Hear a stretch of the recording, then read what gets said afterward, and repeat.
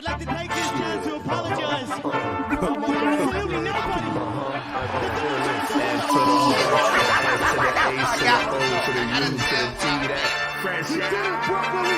Let's go. World's Most Dangerous Podcast. Bebop P's in the building. What's good? It was going bar for bar. Shouts out to the things, man. Let's get it. That's good. Hondo up in this piece. F to the R to the S to the H to the O to the U to the T. That fresh out. What's up? What's goody? Hey. You know what's a problem with J Camp? Got that Bingo. orange in the background, the moving joint. Let's go. Oh, yeah. Boy. What's Yes, good? sir. You got the unpredictable colors. Yeah, you got that hitting Jamie you. Foxx in the background. What's good? What's cracking, man? Hey, man, we just glad to be here for yet another sir. Wednesday with the people.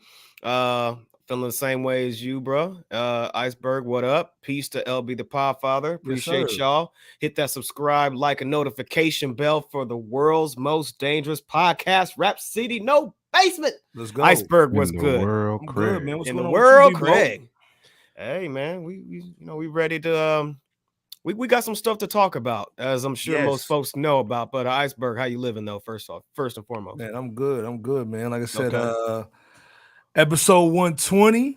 You know what I'm saying? Like I said, J Camp, Mhm. Bebop P, man, LB the Podfather, man. Salute, man. You know how we do. All day. Always Wednesday, 9:30. We in the building. The Shit we best did. hip hop debate show, man, on YouTube. You know how we get down, man. That's right. Again, if you new, welcome. If you coming back, man, salute to you as always, man. You know how it goes down. Again, this episode actually is sponsored by NFLshop.com. I'm trying not to get nobody's face. Pause. Go over there, NFLshop.com.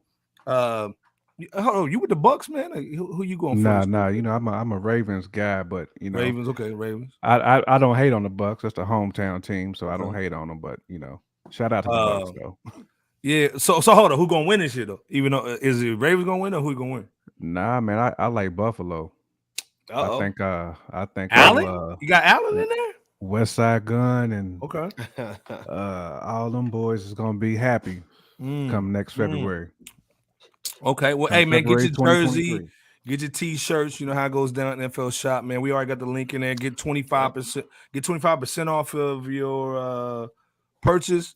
Do the code for our code is book Las Vegas in the next 2 hours. Do your thing, man. Use our code, man, to go in. Do You your know how it thing, goes down. do your thing. Yeah, All day. All day.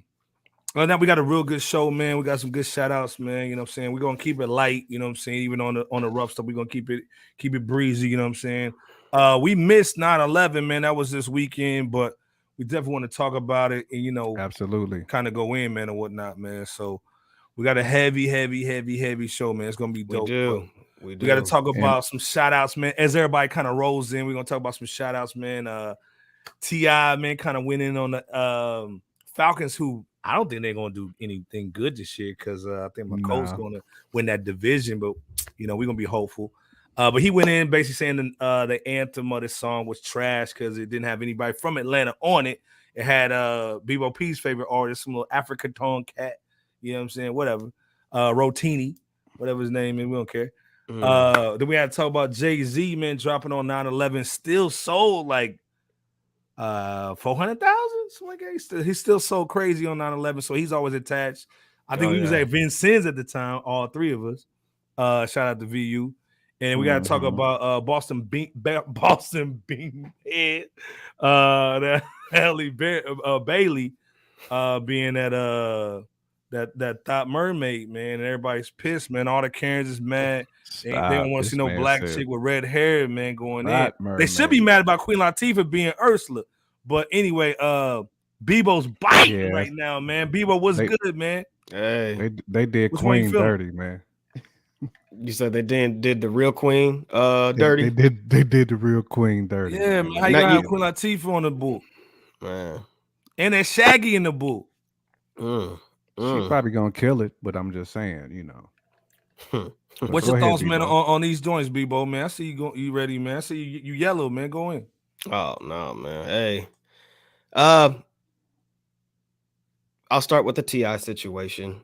So Okay. obviously he's upset about the fact that the theme song and video for the team, the Atlanta Falcons, like you said, is performed by an individual that goes by Rotimi, you know, a Nigerian performer. What I call that, Rotini?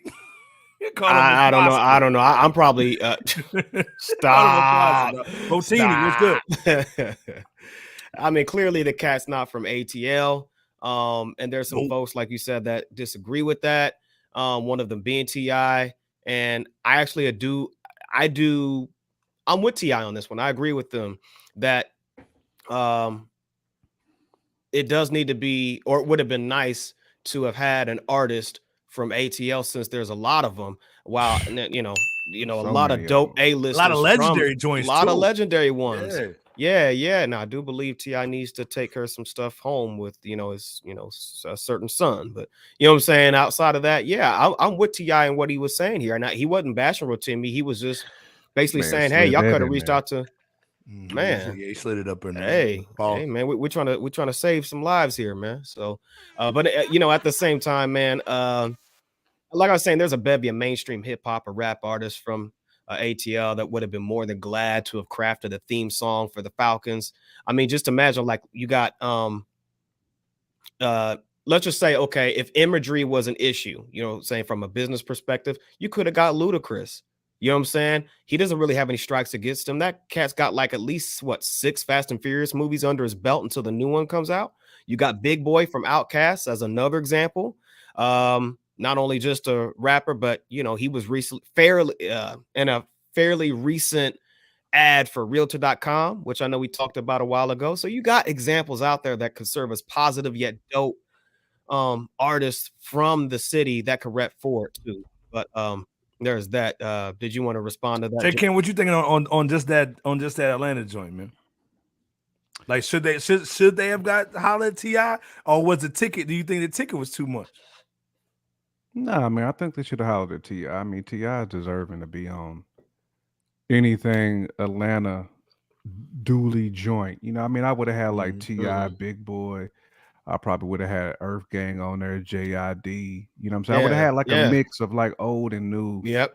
That would have Now would they have done it for free? Because like Falcons may not want to pay. I mean, you could have got cats like 2 Chainz may have done that. For I mean, dudes who really love the Falcons, like I can't see these dudes not showing the Falcons. I mean, they love the Falcons. Somebody would have showed up, and rep. Yeah, some of them might even be invested in them. And just a point of clarification, Iceberg, the Falcons is in the NFC South, and the Coast is in the AFC South. Oh man, I forgot. Show you how much I be watching. Let me fart on ID. Nah, that's all good. But nah, man, I think T.I. was well within his rights to push back on that one. We should have never. I mean, the Falcons should have never signed off on that, man. And I'm not even hating homie at all. Like, he was called to do a job and he did it. But they should have definitely had. I mean, you got Jeezy. I mean, there's all kinds of cats they could have threw on there, man. Gucci. You know what I'm saying? A whole bunch of dudes you could have ran with. But it is what it is. What's done is done. But it's definitely a big, big, big just fart right on the Atlanta Falcons' face. They season is gonna be the same way. I hate to tell you.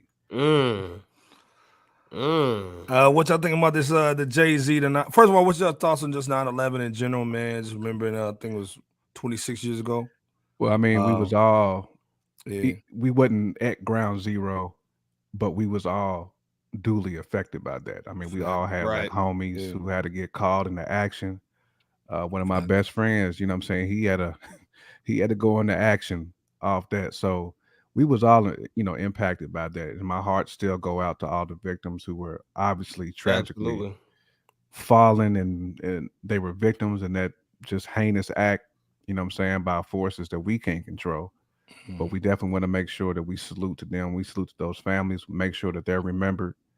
Some folks was heroes as well. Some saving people, making sure people was getting to safety. A lot of the firefighters, police officers, first responders. I mean, they was all involved in making sure they kept the country safe, but also controlling as many lives as we possibly can. You know what I'm saying? Like, we didn't want to lose as many lives as we did. But again, man, salute to all those folks, and again, absolutely. Heart goes out. As far as Hove, man, I mean, Jay-Z's he's NY, so he's always going to put his stamp on whatever he does. I know this album was definitely had a lot of NY flavor to it. Speaking of the Blueprint, it actually was probably he sold one of 426,000. So, and that album was a classic too. Yeah. So was that his best album? It's one of his best. It's one of his was best. It the best? What's the best album? I mean, I would probably still say Reasonable Doubt for me. Yeah. It was the most meaningful album for me. Nice. You know what I'm saying? Where I thought Jay was. I have to agree. I have to agree. He had that fire. He had that fire in his belly. But this is probably number 2, number 3. I agree with maybe. that too. Facts, I agree with that as well. Yeah. I mean, the Blueprint album was cold. And let's be clear too. Just Blaze said this was recorded in a weekend. Yep. Yo, the production was bananas stupid on here. Crazy bananas. Shout out to Tim, Just Blaze, Yeezy, Yay. Man, all the cats that had their paws on this, man. Y'all all did your due diligence. That Knife Wonder. No, that wasn't. No. I'm off today. I'm thinking about Blackout. The Blackout. Blackout was 3. Yeah. To me, Reasonable Doubt, Blueprint, Blackout, in my opinion. Exactly. But yeah, man. I mean, Jay-Z, he put his stamp on it with the Blueprint. He did. Absolutely. Yeah, I'll tag right in and agree with you, bro. Like, look, I know that we have a tendency to give the legendary Jay-Z of today pretty hard time. Yeah. And rightfully so. At the same token, that's why, man. At the same token, though, there's never been a moment where we question his overall resume and greatness that he's instilled in the music industry. Yeah, so with that said, in addition to Reasonable Doubt, like J Camp said, Jigga's next classic album to me as well is the first Blueprint. And when that dropped the same day as the tragic moment where 2,996 lives were robbed from this nation and over 6,000 were injured. By the way, salute once again to all those families involved and loved ones and friends and so forth. And you can see why that was a bittersweet day, because while 9/11 was, again, horrific in America, just throughout the globe in 2001, Jay's first Blueprint, it really provided kind of a solace, for lack of better wording, to his fan base that served as a means to express hip-hop greatness for us to experience. And again, on the same day as such a turbulent historic moment. So I mean, go ahead, bro. No, I was gonna say, and not to mean to cut you off, bro. Just to kind of step in real quick to say, to me, the Blueprint was the first great album where you have multiple producers. Because we typically don't see that all the time, but the Blueprint had flawless production from multiple guys. It really did. And that's why I said I had to make sure that I just salute to the producer, man. Because without that production, man, I don't think the Blueprint would have been what it was. Man, we had great production. Yeah. Tim, Yay, Just Blaze. I mean, you had the elite of the elite. He did. And that's one thing we can always say about Jay, for the most part. 90% of the time he picks great production. He has a great ear. Let's be clear, this was a 5-mic album too. That's why I put that XXL boy in there, you know what I'm saying? And shout out to Pi 500, man, and Les Dog in the building. Gotta let off the AK for them, you know what I'm saying? Let it off. But go ahead, Bebo. I just wanted to step in and make sure I saluted that. And hold on, man. I gotta give. Come on, man. I gotta let the AK go for touch. For touch. All right, what's good? Touch. Yeah. But all I was gonna just say to cap that topic off before J Camp takes the torch back is happy 21st anniversary for the Blueprint success, Jay. You know what I'm saying? Straight up and down, and ongoing condolences to everyone involved with the events of 9/11. I think J Camp said it best, man. I think there was baseball going on with the Yankees and all that. They kind of helped with that. I think they had a Giants game or a Jets game that was real dope, MetLife. But then this Jay-Z album kind of like that solace, I think is what you said. I think it gave us a little bit of, Yeah, to say the least. Yeah, to say the least. You know, yeah, is what you can. But again, yeah, crazy situation, man. If you wasn't there, you wasn't there. This was heavy, man. You know what I'm saying? Yeah. Again, salute to Rudy. Rudy did his thing at the time, man. Can't forget about that. So, yeah. You know, like I said, man. Again, Just Blaze killed the album. You know what I'm saying? Tragic day, man, but classic album. You know what I'm saying? Absolutely. What's your and let me Pyre saying Just Blaze was just fine. Orange, he had the right here for each. Yeah. Right. True. Yeah. And let's not forget too that Cam had dropped that Come Home With Me.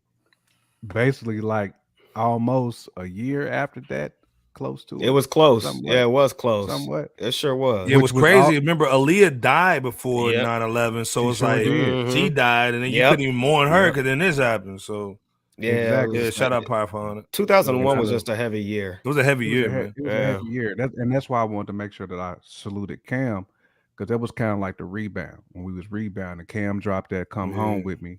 That was also classic album. To me, that's my favorite Cam album. Well, that was one of my favorite Cam albums too. But it definitely had a lot of NYC flavor and had a lot of NYC salutes in there too. Like with the Welcome to New York City joint, like the Hey Ma was serious. All that. The Hey Ma was serious. But anyhow, I want to make sure I just gave a quick shout out to Cam. What's y'all thoughts on the Little Mermaid little joint? You know, the first we a hip hop, so we can talk about anything. What's y'all thoughts on the Little Mermaid hate, man, from a lot of the Karens and a lot of them bottom shelf Brads that hating on the black Ariel, man? What's the deal, man? Go ahead, Simply Marvelous. Go ahead, man. Listen, we need to know about TBS on this too. Yeah. Listen, Shorty pulled up to the spot and won the people over and won the role. Yeah. All the people that's hating, man, fall back. Like, dude, they said she was the coldest singer out of all them females who was in there. Like, you couldn't deny her talent, and she killed it with the acting too. So it's not that they just gave her that role. Like, she went in there and earned it. She won it. You know what I'm saying? She did. Like, okay, so this is the thing. So a lot of people get upset. And I think this is most of the Karen situations.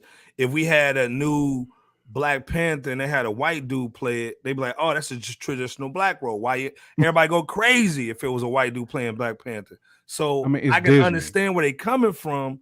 Where like I want Peter Parker to be Parmesan. You know what I'm saying? Like I don't want to see no Mexican, Spider-Man. I like traditional roles, but I also understand again, if you the best, then that's what acting is, right? Acting is about being somebody you not, right? Remember when I can understand both sides, but at the same time, it's acting. You know what I'm saying? Like it's the same thing when people was hating on Eminem when he first got into hip hop. When people was like, "How we gonna show this man? He's white. White people didn't start hip hop." You know what I'm saying? When people start to cry, it's like you can't deny talent. Like, I don't care what field you in, what sport you in, what genre you working with, whether it's black dudes who's beasting in country right now. TBS is saying, who said that Mermaid can't be black? It's not based on a real person. Exactly. And that's what I'm saying, TBS. This is Disney. We talking about fictional characters. Mm-hmm. You can make anybody into a fictional character. There is no color spectrum when it comes to a fictional character. Her skin might have been white, but she could have been from Brazil. Power 500 said, y'all heard about the AI that altered her look allegedly by China. I heard that one. Beat that out. I heard that. 500 got that new joint. There's actually a white panther in the comics, but he has a wolf theme. Yeah, that's true. Hey, man, let's drop a bomb, man, for this. Yeah, drop a bomb for Power 500 coming through with the white panther. And if y'all don't mind, slide that man that cool White Panther. You know what I'm saying? The Bebop P's favorite White Panther. You know what I'm saying? Come through with the bag.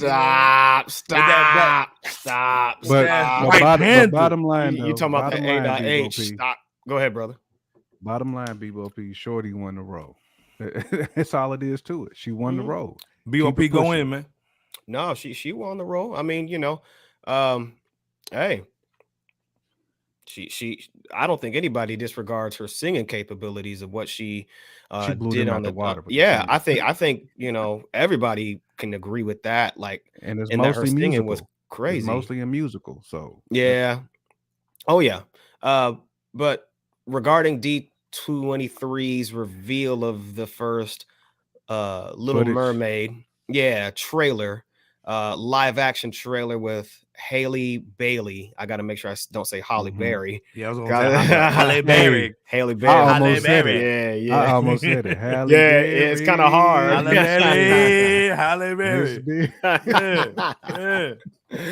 Show me them cakes with David Justice tattoo on them. Let's go. Stop.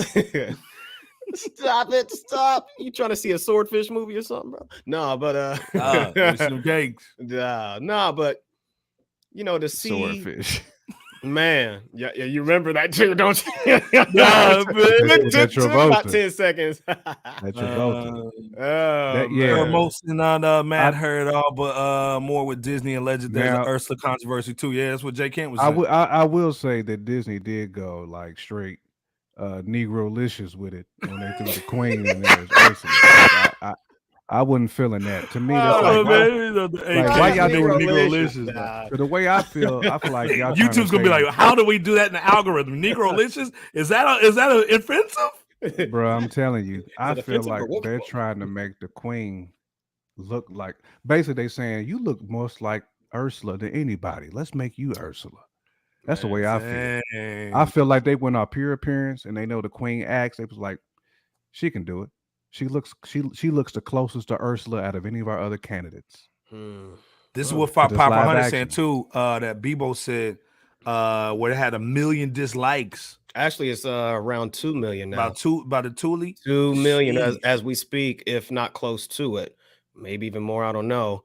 And I say that because there's some folks who have like the plug-in that can read the dislikes as opposed to those who don't. And then, because in general, you can't see the dislikes these days, but those folks who have this little plug-in, they can see it. So yeah, it's about 2,000, if not close to it. Hey man, Pastor touched that Kofi real quick. He said he got the Kofi all the way on. The author of Holding the Line mentions a rapper snitching on his gang, being so shot he slept on the DA's office. 69 was prosecuted by Jeff Berman. Yep. Kofi all the way on, man. Come on, man. Gotta put that AK man for touch. Put that Koof on, man. Put the Koof on. Shoot, man. Just gave it to him, but no. Go ahead, bro. Well, hold on. What was your thoughts on the trailer though? Like minus her, what was your thoughts on the trailer? I'll let Mr. Simply Marvelous go in on that too. Yeah, go ahead, man. Shout out to Simply Marvelous. I'm not that guy. He does what he does and does a great job at it, man. To me, the production on the trailer was kind of dusty. It was young I thought it was boo-boo, but this is Disney we talking about. Because I thought some of the Lion King too was kind of dusty on the CGI. Oh, they shot this at in Atlanta, dog.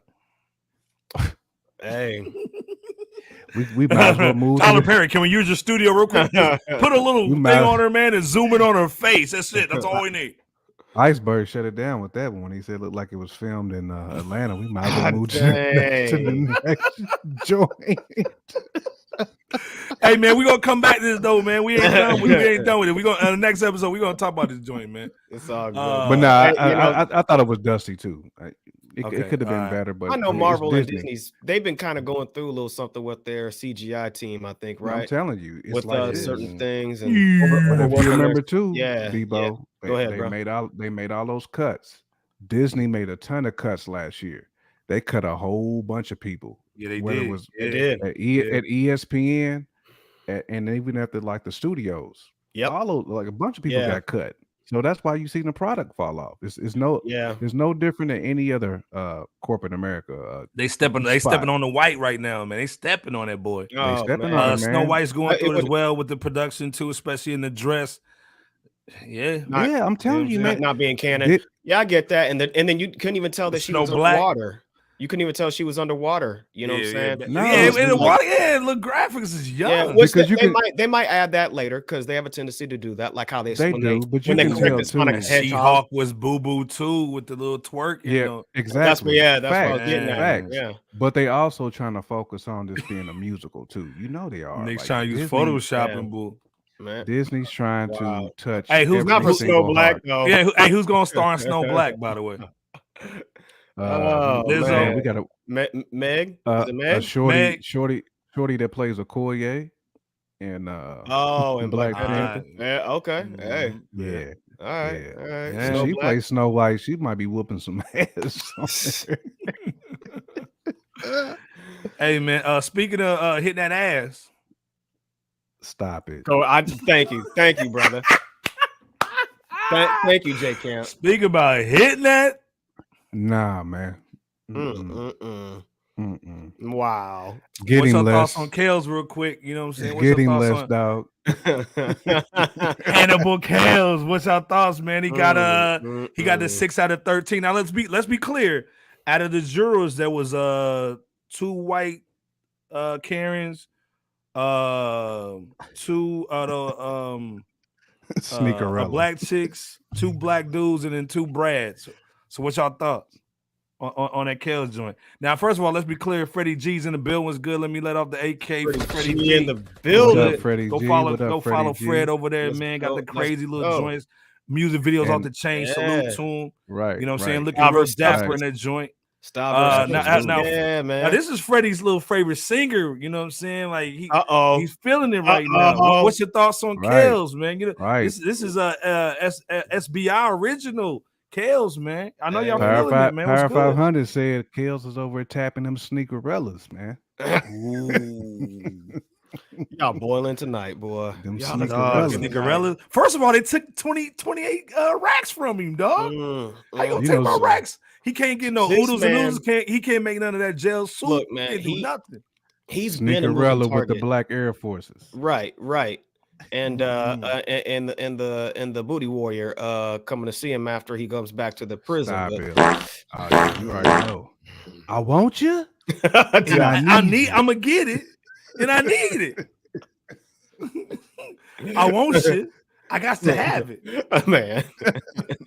No, nah. Y'all petty for real. Oh boy, Kills get to that petty. When it comes to that, man, like he deserves every charge that he's got, or every conviction that he has gained. As go of this Kills, let's go. All right, man. All right. Now this thing, the only thing I can say, man, is it's scary because he already was, as far as the Chicago situation, he was already off the rack. So he was like, man, I'm good. For some reason, they found another way to prosecute him on the same stuff. Well, here's the thing, though. I think that like they had to get him, dog. Kim Fox was like, I'm on his ass, like SpaghettiOs, because you know she like him. I mean, they essentially created a law to lock OJ up whenever they last did. So it just goes to show, man, this should be Brooklyn Shooter is Brooklyn Shooter is Leslie his best friend. Hey man, he might snitch on him. No, you know what I'm saying? Ooh, no, man. But this should be having certain cats sweating bullets. If I'm Trey Songz, and I know he's not, you should be sweating bullets. If you Chris Brown or somebody like that, I mean, my mind's telling me no. But my body. Come on, man. Kel's is original, man. Y'all hating on Kel. Stop it. They're gonna be making him sing that song, all right. Just not in his own crib. They got the warrior. They got the warrior in there. Like say it again, J. Camp. You know I've been listening to that 12 play, right? I won't sit. I've been jamming that 12 play. I won't sit. I needs it. And I need you. And I needs it. Man, exactly. Touches over at Clown today. Shout out to Touches, man. Yeah. My mind's telling me no. Come on, man. God. Hey, this is the thing though, man. I'm still playing this music, man. Shout out man, but Kells, when it comes to the P word situation, that's something, man. Like on a serious note, man, none of us here thinks that's a joke. We don't advocate for that at all. Not whatsoever. Like Freddie G said, ain't one of them accusers going to have on a baby with him. Yeah, could be. Well, this is the thing though. This is the thing though, man. Like the question is, power going in. Power going in. So Aaron Hall can finally shine. Facts though. Hey, facts. But this is the thing though. Did they have video? This thing I don't know. Did they have video of him doing the bull? Did they have video of him doing the bull, doing the act? I mean, just of that the one that we saw back in the day. Yeah, there's video of that. I don't know if they got it. I would imagine that they do. If we saw it back, which actually was, I want to say 2001. Like I said, that was a heavy year. I need you. It wouldn't surprise me though if this man had rolling footage that he kept. Oh, some extra footage at the crib. Oh yeah, he probably had that. What do you call that secret room that you could see through the wall of, but they can't see that? Panic joint. That panic room. Yeah. He's a different type. He's a different type of weirdo. Yeah. Oh yeah. So I can see him having footage of it. He want to watch it over and over again. Yeah. Let's be clear. Oh, is it dying with Kells? It's dying. It's dying with Kells, man. It's dying nasty. Man. TBS, I'm gonna keep it 1,000. Yeah, the only thing I can say, man, is again, best of both worlds. Jay-Z, R. Kelly, Rihanna, Blue Kentrail, Tierra Marie, Beyonce, because she was extra young. Nice one too. The girl from UK. Talking about Marsha? Nah, the girl from UK that was signed to Rock. You know what I'm talking about. Come on, help me out. Power 500. UK. Power singer? 5 a touch. One of them know. Yeah, Power 5 a touch. TBS, I know you know. Somebody know that the R&B shorty. What's R&B shorty, man? Come on, man. R&B singer that was signed to Rockefeller. I want Fox. Oh yeah, Foxy was 15 when she was talking to him. Keep going, y'all. Keep going, y'all. Keep bringing it in, man. Who else was he? Foxy was young. I mean, come on. Thank you, Freddie G. Estelle. Nah, Estelle. No, I wasn't Estelle. But you know, I dang near forgot about Estelle though. I forgot about Estelle too. Yeah. Y'all, I don't know. Remember he was messing with Rosie Dawson. Estelle was on a bunch of joints though. She was. I don't know if she was signed to the Rock though. She had that joint with a. Like he was. What I'm saying. Shout out to Nino Beige in the build. Yeah, he was messing with Tierra Marie when she had a C cut. Now she got an F joint. You know what I'm saying? Like a Stop K. it. Somebody. But who's the singer? Peace to Nino. Rita Ora. He was messing with Rita Ora back in the day when she was younger too. Okay. This could be a Jay-Z joint too. Let's be clear. You saying it's a Surviving Jay? Is that what you saying? Surviving Jay-Z, dog. You know what I'm saying? Oh boy. Beyonce was a younger when she got with that joint, you know. Come on, man. Let's be clear. Either way, before we go in, man, book of the week, real quick, man. What's up, Bebo? So the book of the week is and he was smashing Aaliyah. Keep going.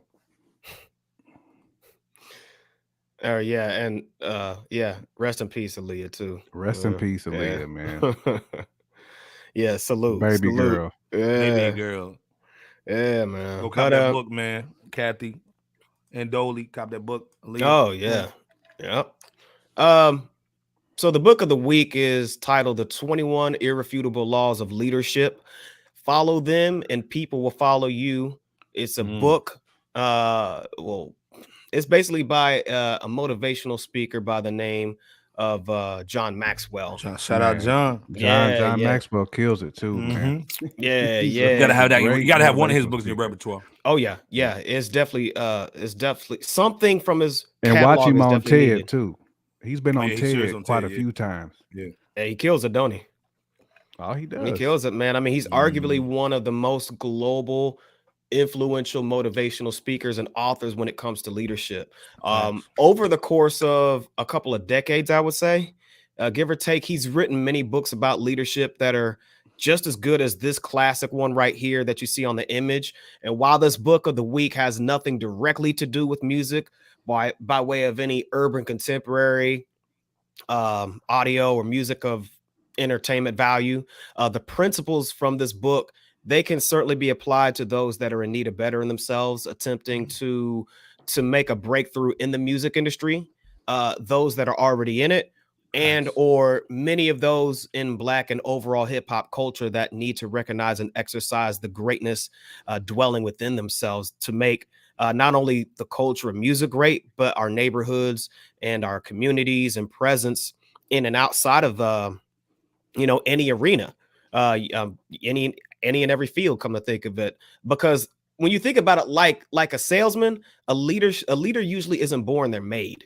And out of all 21 irrefutable laws of leadership, you'll certainly become a better leader in life if you only end up mastering just a few of the 21 listed principles in this book. So go ahead and check out what his company considers his best book on leadership after over 25 years of this book's release. And hopefully you'll gain some insight about tried and true leadership by it's on sale too, so Reverend. You gotta cop that. Yeah. So go ahead and check them out. Definitely nothing to sleep on. And by the way, I did let you guys know every now and then I was going to drop a book that had nothing to do with like music entertainment per se, but something that's going to be designed to really help you guys move forward and help us all be progressive. And that's a word that I want to stick with. So hopefully you gain something from this. Yeah, it's a dope book. It's on sale too, man. So you got to cop that, man. Definitely. John Maxwell, come on, man. It's like it's another game. Oh, mega serious, mega serious. Joint. Yeah. J. Ken, what you got for the bars, man, for this week? Yeah, for the bars this week, man, I gotta go with somebody from a whole different delegation that we wouldn't even think of. Okay, I gotta go with a Ukrainian-born rapper. Droog, man, one of the nicest cats on the underground. Brooklyn all day too, you know what I'm saying? All day Brooklyn for Brooklyn, you know. Brooklyn all day. Where Brooklyn at? Where Brooklyn at? BK, stand up. Let's go, man. A lot of people say you sound like Nas or throw Nas' swag. It's really not the case, honestly. But what's funny is, man, I first got put on to him. He had this little mixtape series called Packs. And my dude was like, you know, Nas got this new album out called Packs. So I jammed it and I was like, wait a minute, bro. This say Nas. I mean, like I hear it a little bit, but this ain't like Nas. So I kind of like started to do more homework on dude. And he's got albums with like Danny Brown. I mean, he's rapped over some of your favorite producers' tracks. I mean, Madlib, The Conductor. Yep. He's got joints with Planet Asia. I mean, Apollo Brown. Like every dope producer, this dude is rocking with them cats, man. Right, Touch the Makami. Yep. On the Makami joint was fire too, but Euro Drew got bars, bro. He do. You know what I'm saying? Don't just because this dude is from the Ukraine, don't sleep. Like he's serious. He's born over there. He's not just a Ukraine American. He was born over there. Seriously, like Ukrainian. But he does have a new project called Yadney Dangerfield. Make sure y'all definitely check it out. It's hot.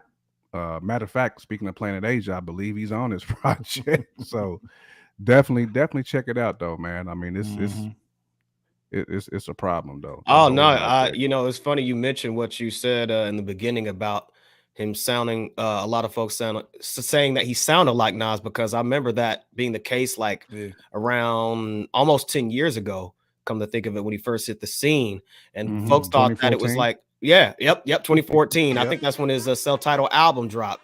But obviously folks came to find out that, you know, he was his own individual and a dope artist. He set the record straight on that too. He did. He done a lot of interviews setting the record straight. He's also done a lot of albums too, man. 11 albums since 2014. 11 albums from then to now, and 3 additional ones he puts in added work to the 11 with his Shout guy, out the to G-Word Touch. Fahim. Shout out to Touch, because to the untrained ear, since I'm a huge fan of Nas, so I can hear it like that ain't Nas, bro. But like somebody who don't really listen to Nas like that, I mean, you might hear Nas, but he may not be your favorite, so you just ain't listening to every single Nas verse or bar. So you might think like, oh, okay, that is Nas. Nah, that I mean, but shout out to him, the fact that people's like, hey, dude, you sound like Nas, but he's a wordsmith. He's a poet. Yeah. Dude's a spitter, man. The last one I heard, I did skim through this one, but the last one I heard before this, I think it was what was it called? Yod Wave. The one, that was dope. And that LP, it definitely is dope. And Yadney Dangerfield, from what I skimmed through, it sounds 7 tracks. It's all flame. Sounds flame, man. Flame. Once again, his guy, the G-Word Fahim is on there, killing as well. So I'm gonna have to give this recommendation of yours a real good listen, from what I could tell, because he's definitely spitting over dope production. The album's dope, man. The beats are crazy. When I was when you sent it, man, it's crazy. I think the Conductor got like 2 tracks on his album too. But like I said, just give it a listen. It's only like 7 tracks. But bro, I'm telling you, He's doing his thing on there. It's 7 tracks of fire. Like I'm trying to hit you like with those type of projects. It's real short, right? To get you through something real quick, and you boom, you can move on to the next one. This is a cool little project though. It really is. Sounds like it at least. Nas the game. This guy Nasir got me. Yeah, basically he got a lot of babies. He got a kid. Yeah, he got a kid. He got a little baby. He got a lot of babies. Oh yeah. Yeah, absolutely. Oh, this is definitely like you got to add this to your playlist, man. Definitely when you're in the whip, man, taking the kids to school is one of them joints. You know what I'm saying? Thanks for recommending it. Yep. Mm-hmm. Yeah, man. That D-Claim is. This is why you come fresh out. There you go. Hip hop. Yeah, it's crazy. It's still in my playlist. I still. It's a hot tub time machine. Absolutely. But again, this is why J. Camp is serious with the bars of the week. There you go. If anything, man, go back and check out his bars of the week. We might have to do a bars of the week video compilation. Just all the bars of the week. You know what I mean? Come on, man. Get the playlist right. So, absolutely. It's serious, man. This is why you come to fresh out, man. J. Camp again, solid one. Bebo, man, dope book, man. Come on, AKs for both of y'all. Absolutely. Again, if y'all like what we doing, hit the Cash App, man. Hit the stickers, man. Hit the super chats, man. We are monetized because we know what we doing. So definitely, so my guys some love, man, on that joint, man. And again, shout out to LB the Podfather coming through, man. The legs getting right, man. So you know how it goes down. Absolutely, shout out. Hit that subscribe button and notification bell if you haven't yet. We the best foursome out there, man. Pause, but I think this is the best threesome, man. Pause. That 3-headed monster tour, man, is going down, man. It's crazy, dude. Big pause on that threesome. Big pause on the threesome, man. Big pause on the puppy, dog. Man, you know what I'm saying? This is a serious situation, man. This is like I'm a 90s dude, man. So this is like crazy. I would have never imagined these dudes ever doing anything together. We thought, man, that Cam would be like, man, forget church going Goofy Mace, man. We never see Jadakiss without the locks. I think this is a dope 7-city tour. Yeah. I love the fact that Mason and Kim got back together. Imagine these dudes in a prime doing this stuff, man. But I love that they're doing it now. What you guys' thoughts on this tour? Jay can't go in, man. Yeah, I mean, we just said the same thing last week on the Mount Westmore. Imagine if guys like that in their prime would actually kind of sit egos to the side. And it's not always about ego. Sometimes it's just about like projects that you got with the record label. You know what I'm saying? You got to satisfy them contracts first. Everybody independent, right? Yes. But now we think back, like if we could have got if we could have got Horses and Carriage, Cam, with this monster of a Jada, with that classic Mace, you know that album would have been a Children of the Corn. Shout out. Straight Children of the Corn. Yeah. This one hits close to me, I believe. So I'm gonna definitely travel to go see this one, man, because these are three of my three guys I follow 100%. Like you said, Iceberg being a 90s fan of hip hop. You know what I'm saying? That whole era from like 92 to 98 was just stupid. All three of these guys was lumped into that era. Oh, the golden era. I want to see it. Hey, first of all, Freddie G starting stuff. Who closing the show? Freddie G starting stuff. He's saying closing the show. You know what I mean? I mean, you might have to have JADA. You might have to. You may have to. He's the strongest one out right now, man. He killed the verses, man. So he did. It might be. It might be. I'm saying. I'd say Jada. I'd say Jada too. What say you, Freddie, and as well as you, JK? Yeah, man. Touch. What y'all thinking, man, on this one, man? I'm saying, Jada, everybody else too. I would personally have Jada, even though Cam do got some hammers though too. I will say that Cam. I don't think they'll use him to close the show though. DMX will close this show. Hey, man, with them, you never know. You never know, man. Yeah, they might start something. Yeah, but see, if they play that though, Power, I need to see Sheik come out. Yeah, she got to come out. Silverback. It could happen because they. I saw where Redman and Method Man came out of nowhere to perform on the NY, one of those NY State of Mind tour cities or whatever. So she could come right out along with Styles or. And didn't they try to hate on Meth for not? They did. You know what I'm saying? They tried to. So don't hate on who might come out for this one. Don't hate on who else might support in this. But you know run. how Jada is. Jada gonna have something in the bag. You know what I'm saying? Oh yeah, he got too many classics with Chic and Styles not to have them dudes somewhere. Now let's be clear. They going to Florida, Georgia, VA, PA, New York, and Connecticut. So it's like an East Coast joint. But I wish they kind of go West Coast, at least Midwest a little bit, pick up some cats. You know what I'm saying? But you never know. They might extend it. It depends on like how today's price. It's not yesterday's price. Hey, facts. But you never know like how ticket sales go. They might extend it depending on demand. You know how I'm hoping they at least get to the Midwest. They hit you like with a little teaser. I bet this is gonna be a teaser, and then the demand just probably just like, can y'all behave on these 7? If y'all can behave on these 7, we gonna give y'all another 7. Man, they should be cool though. They should be cool, man. Because cats been wilding out at these concerts lately. So yeah, you right about that, Iceberg. Out of the 3, who's y'all's favorite? I mean, Jada was mine. Like Cam is definitely a close second in there. I don't want to say. But Jada definitely. Jada's just a monster, man. Like he's undeniable. You know what I'm saying? But Cam too. Cam been a problem for a long time too. Cam, you know, man, that dude's been featured. 24 hours to live. Just think, who would you do? Yo, what would you think? Who would you? Hey man, let's be clear, man. Let's not sleep on Mace though. Mace still got bars, man. It might have been Mace is a problem. Man, Mace is definitely a problem. But I feel like Cam, when we talk about like elite, Cam and Jada are like elite. You know, I'm talking about like Cam and his prime was elite. Because it wasn't nothing Cam didn't get on and didn't body, especially when he was featured. When you think about all them tracks Cam was featured on that he bodied back in the day. Facts. There's a whole bunch of them. If y'all just got in with us, man, NFLshop.com, man. We got the link up top, man. It start 25% off of all your purchases, free shipping, man. Use our your favorite link. Athlete. Yeah, use our link, but then type in the code. What was the code?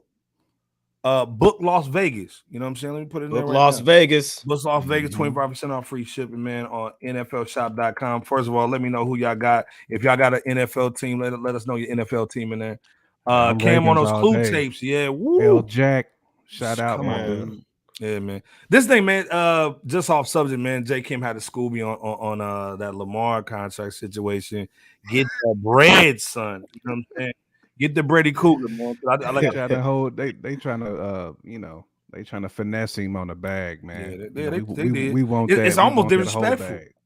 It is, man. You're gonna give Deshaun the whole bag, right? We talking about a dude who was MVP of the league. You know what I'm saying? 25 years old.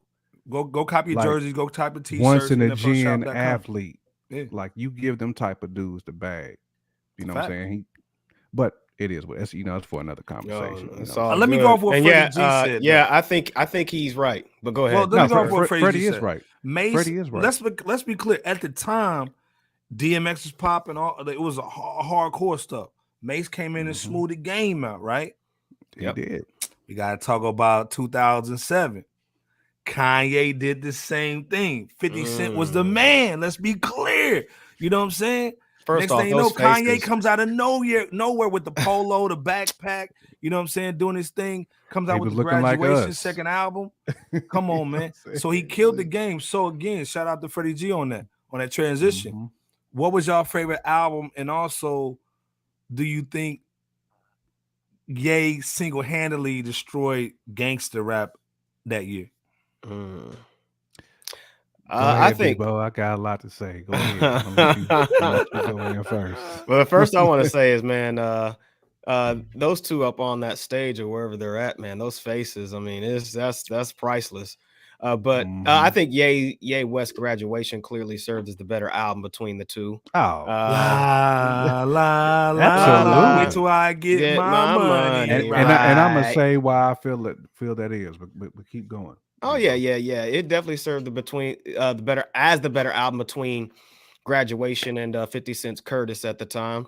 Now, the Curtis album, it had some tracks on it like was a Fully Loaded Clip. Curtis 187 was nice. Man Down. And I think Follow My Lead as a single with Robin Thicke, you know, it served as all right. Yeah, a little banger joint. Cool. It's cool. But his singles, such as what was it? I'll Still KI double feat with Akon, the AO technology with Justin Timberlake. They were just he was on his Ja Rule bag. But they didn't hit. They didn't really like they didn't stick on what he was talking about. He was hating on the same the same stuff that he ended up doing, and he tried too hard in the process of doing what he hated on. So now the Akon joint was tough. The Akon joint was banger. Tough. It was a banger. It was, but again, it still didn't really stick. Like heck. I mean, everybody here just was like, la da da da. Right. Those songs stick, and it stuck with you then, and it stick with you now. It showed you how dope Kanye was. Like everybody's like, oh man, he ain't. That first album was just a fluke. And the first 6 songs, he was the first 6 songs on the Graduation even that Flashing album. Lights. The Flashing Lights was hard, bro. It was. Like, it was. Now let's be clear on that. I get money. I get money. I get money. That was a banger too, man. That was a dope joint. That was. You know what I equate? I equate the Graduation to when I heard Equimini when it dropped, because Equimini was so different. Like people wasn't really prepared for that type. Not only the production on Equimini, but but sonically people weren't prepared for it. Right. And then when they heard Ray, on that joint, they was like, wait a minute, Raekwon's on this on the Outkast album, and it flowed so good though. And you heard it flowed so good. You heard Primo. That's on what Graduation. That's what Graduation reminded me of, man. Graduation had a go ahead, Bebo. No, it reminded you of what, bro? I was just saying Graduation reminded me of Equimini, of like, in the time and space when they both dropped, because I felt like sonically they both changed the game at the time when they both dropped. Facts. And I can't, it's hard to disagree with that, man. I mean, the first 6 songs on there out the gate were smashes, which, by the way, this wasn't Kanye's best album that he put out, but between this and Curtis, I mean, it's just hands down. He had like 8 smashes out of the 13 tracks.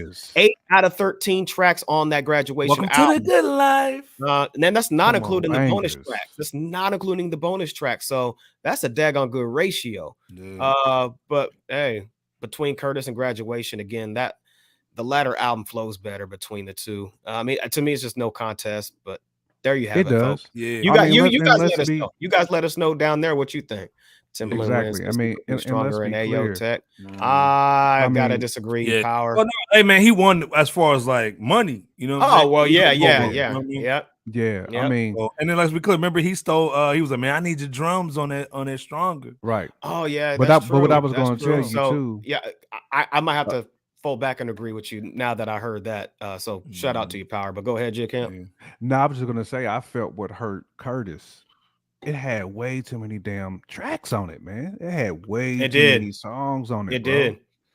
And to me, when he was trying to go for the juggler, Doc, you go try to go for the juggler, but you end up watering it down, and you just hating on Ja Rule for doing the same exact thing. Thing. You followed the same blueprint for Jam Room. You swallowed the same blueprint, bro. Like, he did. When he first came out, though. When Fit first came out. He bit the blueprint back then. The same, exactly. You did get rich or die trying. Yeah. Same exact thing, man. Like, because 50 would tease you. He'll come out with that, like, what up, blood? What up, cuz? What up, gangsta? He'll come out with that. Yeah. That will be his lead single. And then he'll end up coming out with that candy shop. Take you to the lollipop. Hey, you. To me, it don't flow. Like Ye's stuff was flowing from late registration to Graduation. It was a continuum of just moving hip hop sonically. How many cats have robbed Ye's swag since those? Everybody was Beyonce. Oh, a bunch of them have robbed his swag. Jay-Z, big brother was my big brother. Ooh, Koofy time, brother. That Watch for the Throne was basically Kanye featuring Jay.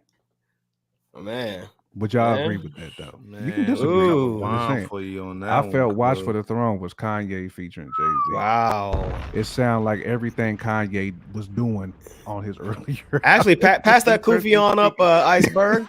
Based on that, duh. I'm just saying, for me, let me get the. When I heard that "Watch for the Throne," I felt that was Kanye featuring Hove. All the production was everything you would hear on a typical Kanye album, and Jay-Z was just featured. Dang. Jay-Z being the mastermind again, that Raja Ghul dipping in that pool, dog, and coming right back. And coming right back, Raja Ghul in hip hop. But did he come back as Raja Ghul, or did he come back as the Red Hood? Nah, he came back as Raja Ghul. All right. I gotta get the little black and white lamb chops on the side. He flipped it though on the J Electronica. Because remember on the old Fresh Out podcast, we said that. We said Jay had to make up for that "Watch for the Throne." We did say that. We did communicate that. I remember that. Yeah. Because Kanye owned that "Watch for the Throne." Yeah, he did. Yeah, my Dark Twisted fan. Like I said, Dark Twisted Fantasies was Watch the Throne before Watch the Throne. Yeah, very true. Yeah, I think Dark Twisted Fantasy was one of his best. Better though. Absolutely. Better between that and Watch the Throne. So, but I see what you're saying, Pyre. So it's all good. Yeah, that's a good point. Long story short, Ye smashed him on that pause. Oh yeah, I mean clearly and hands down. Yeah. Okay. We gotta talk about somebody smashing, trying to run the jewels little nig with MF Doom. Like, how you gonna take my man's rhyme books though, man? Allegedly, his wife is saying that his rhyme books got took, man, by regulators that we ain't gonna say his name because we don't get sued. But what's your thoughts on this, man? And again, this question is more of like black men, black women being artists and creators, man. How can you protect your intellectual property, your artistry and your intellectual property after you're gone, so your people can eat? We'll be talking about this later on with PnB Rock. What's your thoughts on this stuff? Absolutely, man. This is exactly what we kind of talk about all the time on this show, of artists owning their creativity, artists owning their craftsmanship, artists owning their art, period. Yep, exactly. And I get it. I mean, these were rhyme books from Doom from 20 years ago. He may not have thought that he would have been the legend that he was when he had his unfortunate passing, but it just teaches you, don't take your craft for granted, man. You got to put some stamps on that book. You know what I'm saying? You got to make sure you get some lawyers involved, so where if one of Martin Shkreli type cats is in the weeds somewhere, man, and get your best work, you got to make sure that, you know what I'm saying, you get a hold of that and make sure that, if somebody does get their hands on it, you got copyright stuff. Oh yeah, all up and down on it, man, to where you can sue. His wife could have sued the pants off homie who got it. That that's unfortunate. And let's be clear, he took the books a while ago, correct? Yeah, there's a long time ago. That's what I'm saying. So that's why I want to make sure I put the qualifier that we're talking about rhyme books from like 20 years ago. Like, there you go. So it wasn't like after he died and he scooped. No. It was books that Shorty knew that he had and he never got back. But there's gems in there though. You know what I'm saying? We're talking about Doom. You can even sell the books. You can sell the books for a couple $100,000. Like, he could have sold the books as an actual book. It could have been sitting in the bookstore as a book, as a real book of rhymes. This is an asset. Book of Rhymes by MF Doom. People would have copped that. Yeah, you sure would. You know what I'm saying?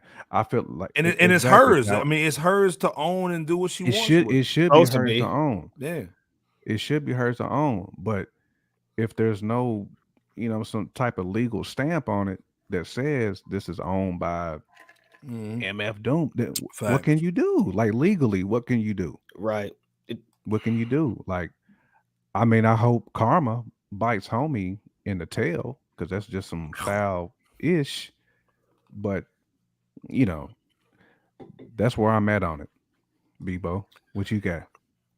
Man, first off, rest in peace to MF Doom. and ongoing condolences to his loved ones here.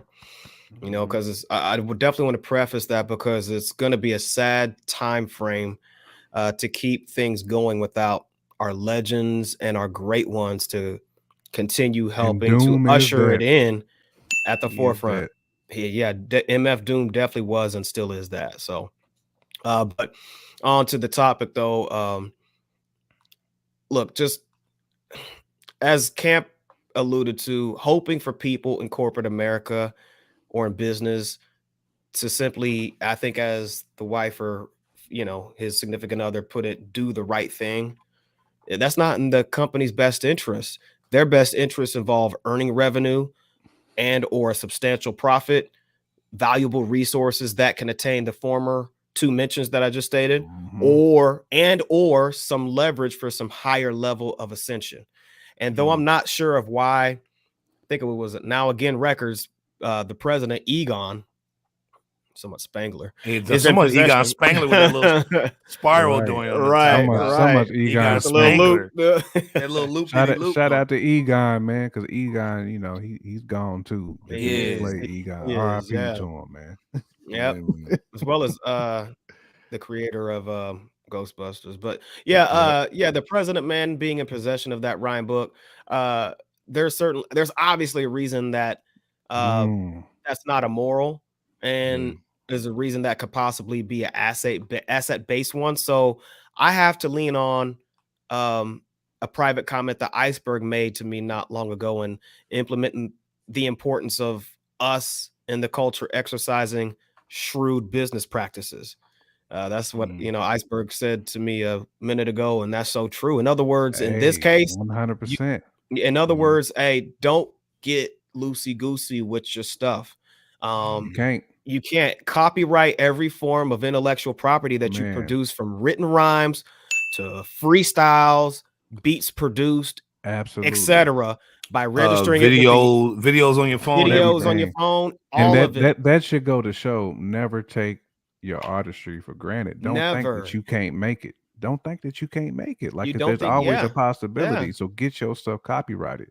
Right. I'm sure if Nino Beige is listening, I'm sure he can drop the same gems that we dropping on you. Oh yeah. You know what I'm saying? There's somebody who's in the game. Like, even with a poor man's copyright, you can still be fine. Which is just taking what you got and mailing it to yourself and keeping it in. Well, it's a good first step, but it's better than nothing. You know what I'm saying? It's better than nothing. Right. But you definitely want to eventually take your stuff and register it with the U.S. Copyright Office. But also, like 1 or 2 months ago, I suggested a book of the week that was a music business book.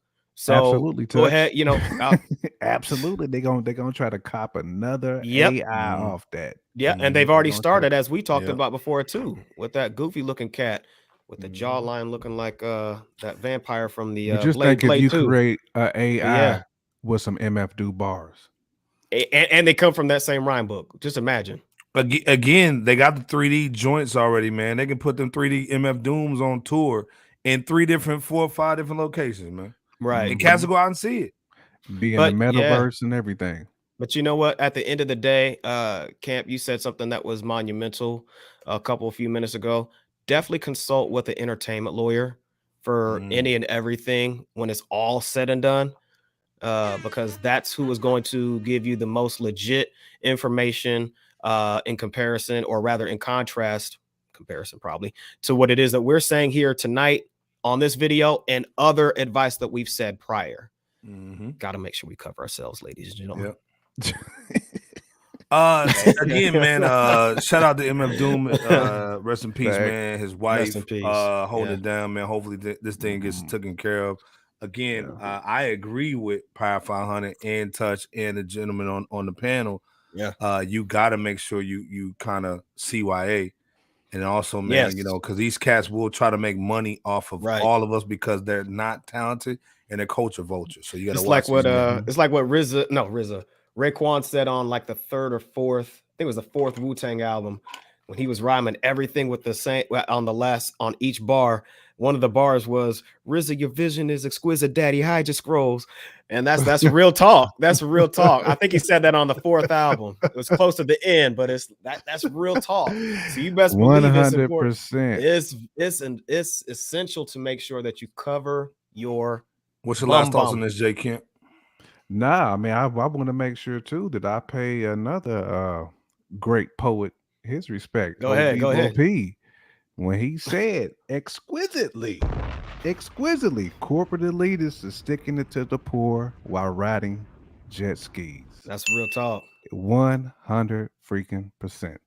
Oh, damn. Those corporate elitists will stick it to you, and they will have a bag of coke and on a jet ski with a thotty. With your talent. But the A.H. With your talent.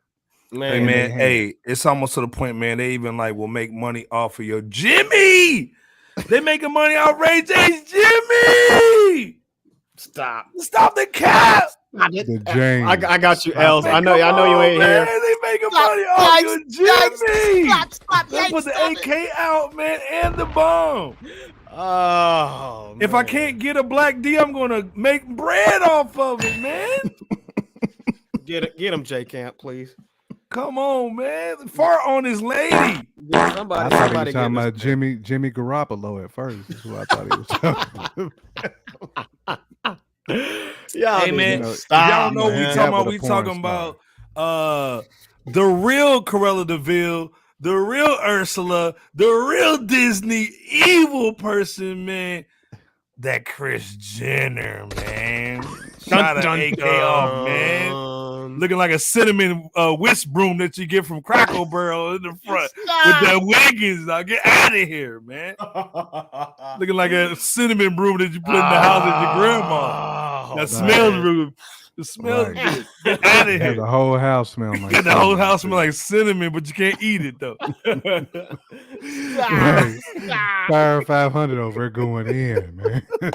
He put a Tyrese on the bull. Congratulations. Right. Yeah, contract work. But this thing, let's be clear. We all saw. Did we all see the tape? I didn't see the tape. I saw the tape. I seen the tape. What I'm saying? First of all, let's look at the noses. By the way, man, them noses is mad different nowadays. Mm-hmm. But if you don't know, obviously Ray J. That's how Kim blew up. Is off the little seg tape. We can't say the SEX word, so seg tape. Ray J a bag. And then they kept on telling Ray J to take the L. But they try to act like it was just some random stuff. But this is how they blew her up. You know what I'm saying? They actually said it was 3 tapes. Now we know there's a second tape because Whack 100 sold it to Kanye in them. You know what I'm saying? Kanye bought it.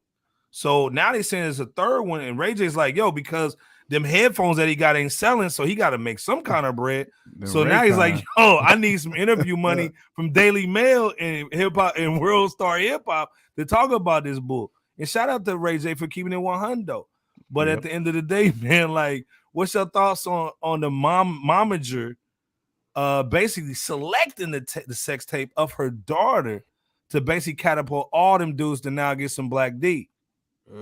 Because we know that that's what the Kardashians do. It's Jimmy. It's Jimmy. Come on, Power. I can't even finish my thought now. They got me. But that's what them Kardashians do, man. They're gonna put the bag over respect, over self-respect. You know what I'm saying? They're gonna do that all day long. And that's what they've been doing to all the dudes they get with. If you notice, there is a motive behind the cats they choose. You know what I'm saying? And the breakaway is always put out there like some type of contract or where they've split amicably. I mean, we know like Ye is the only dude that has not had like the split that you would call like where there was kind of like a peacemaking split. There was a bag transferred over to somebody where you don't talk. Now Ye is like, nah, bro, like you're not about to embarrass me. And I got 4 kids with you too. Stop it. Stop the cap. But they've been doing this, man. This is what they do. Like you said, Iceberg, this is that evil intent that they have. They culture vultures, man. They making money off cats who have potential. They see the potential and then they like, let me go ahead and erase that potential real quick. I mean, who has shined that's been with a Kardashian? I mean, Travis Scott. They ended Miles Austin's career from the Cowboys. Absolutely. I mean, Travis Scott is hanging by a absolute by a small dread right now. Tristan Thompson's done. You know what I'm saying? He got caught up in the whole, because you know how they do in Hollywood. That Kardashian witch coven, dog. Witch coven, yeah. With the wife swapping and all that old foolishness. That Grove. Hold on, man. Put the cool phone music for JK. Go ahead, Jay. He still got the cool. With that cinnamon whisk broom. Yeah, he got caught in that life with the cinnamon whisk broom joint. You know what I'm saying? It is what it is. Yeezy did expose with the words originals in there in that little glass little thing. Because Lamar Odom, bro. Lamar Odom too. Like, what talent do Kardashians have? Besides, they're collecting them souls and them jewels, dog. Besides busting it open, what talent do they have besides I can bust it open? Man, pulling a Shang song and doing what like Iceberg said, and snatching soul is mine. They will snatch your soul. Now let's remember, she was married to Damon Thompson first. Yep, first, right? Exactly. And people who don't have talent, this is what they do. You just run. Chris Humphries he was in the league when he got with Shorty. He was the smartest one. Chris Humphries was the smartest one. He did not put a seed in there. Man, he got out. He got out quick. Pause, didn't he? Now J. Kim, you remember Rashad McCants was with her. Yeah, from North Carolina. You see what he's doing. He had to snitch on North Carolina to get his. Remember, he was saying they were taking them fake. They were taking them fake classes at UNC. Man, get your ass out of here. Lamar Odom was on it. Oh yeah, James Harden was over here messing with Miss Piggy too. Bow Wow and Nick Cannon did escape. I agree with that. Power 500. Remember this thing? Y'all remember when Tiger was red shirting Kylie, and it was like, oh, he's broke and he's doing all this. Then he stops messing with Kylie, stops red shirting her, and then the next thing you know, he's finally got hits. Cause they talking about he was robbing the cradle. Yeah, he red shirted her, dog. You know what I'm saying? Had her as a freshman coming in, man. Like, I'm gonna put her on ice for a little bit. You know what I'm saying? I mean, salute to him. You know what I'm saying? Bow Wow and Nick Cannon, they lucky, man. Real talk, man. Man, I'm gonna go on the other side of this because y'all ain't no other side. So well, I'm saying though, like you guys. Look at Booker though. Yeah. Booker was with Shorty Doo-Wop, and now he's over here falling down and bull. And he's playing for a race. For races with them cookies, dog. He want all them cookies like R. Kelly. Now he ain't gonna get in trouble like Kale. Playing for the new Donald Sterling. Man. Black China too. Man, Power 500, you going in, brother. Yeah, I forgot about Black China was with a Kardashian on the other side. Man, yeah. What's your thoughts, Bebop? Come on, go in. No, the other side, if you want to call it that, it might not be considered technically that. Shout out to Bully on the other side. Man, peace to Bully Nelson. Peace to Bully Nelson. Nah, but I was gonna speak on it from the Ray J perspective, since y'all killed the Kardashian side for the most part, or just period, really. I mean, obviously Ray J's been goofy. Peace to Nightmare was good, bruh. It's good. But you know, as goofy as that dude's been, he's not capping. Ray J's not capping about this situation. Bruh. Look, this dude, he came. If you seen the video, he had the receipts and the invoices. He had it all. But you know, at that time, you know, let me just say, just a period, like he understands the power and influence of the Kardashian witch coven clan. Family. But you know, he understands that if what happened on the Kardashian show with this fake test giver or whatever it is situation grows. It's going to be against his benefit to where he loses business opportunities. So, but you know, when you look at the video that Ray J said, you know what, basically, he basically was saying in his own words or ways, this is it. I'm going to just let it all loose. He let it be known that that he has the deliverables and the contract of what Kim K signed under Ray J's name. So in other words, Kim K signed Ray J's name on the SEGGS contract. You know what I'm saying? So that's one. They busted open to poison your mind. It's like a poison pill. Yeah, but you know, he also went through the text messages the text messages where he and Ye will exchange back and forth and text messages, and the same thing with Kim K. And Bebop that coof. Man, I mean, like he laid it all out.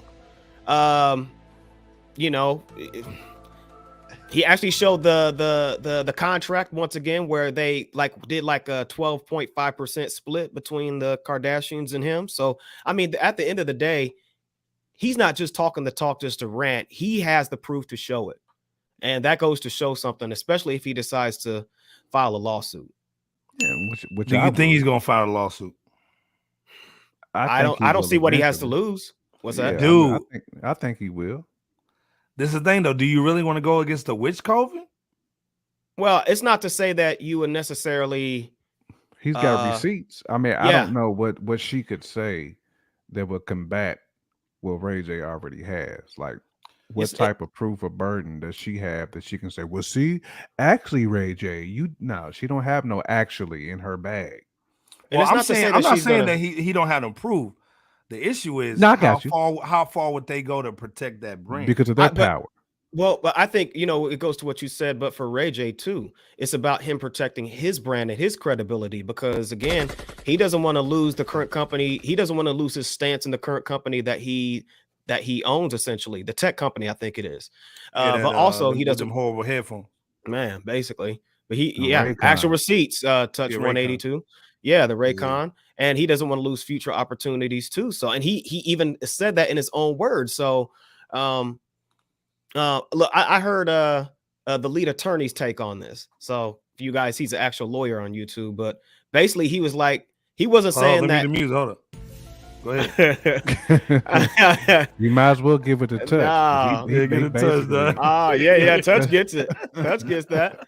Nah, but long story short, he said that Ray J filing a lawsuit, if he were to do so, that gives him the access to all of the resources and potential evidence requested from the Kardashians. In other words, the lead was saying that, in his own words, away from a legal standpoint, if he were to file a lawsuit and his lawyers were to ask, hey, I want everything from A to Z, it's not a question. It's hey, they need to provide A through Z in order for them to present their case, do what they need to do, and for his credibility to be smoothed out. It's not so much about whether he'll win against the Kardashian clan, because they have a power machine. But the thing is salvaging his credibility, his brand, his name in the light. Just like Power said, all for some earbuds. Man, it's all for the earbud. Man, get your earbuds on. Again, man, like I said, man, the earphone money. Shout out to Ray J, man, because remember he had that song, I hit it first.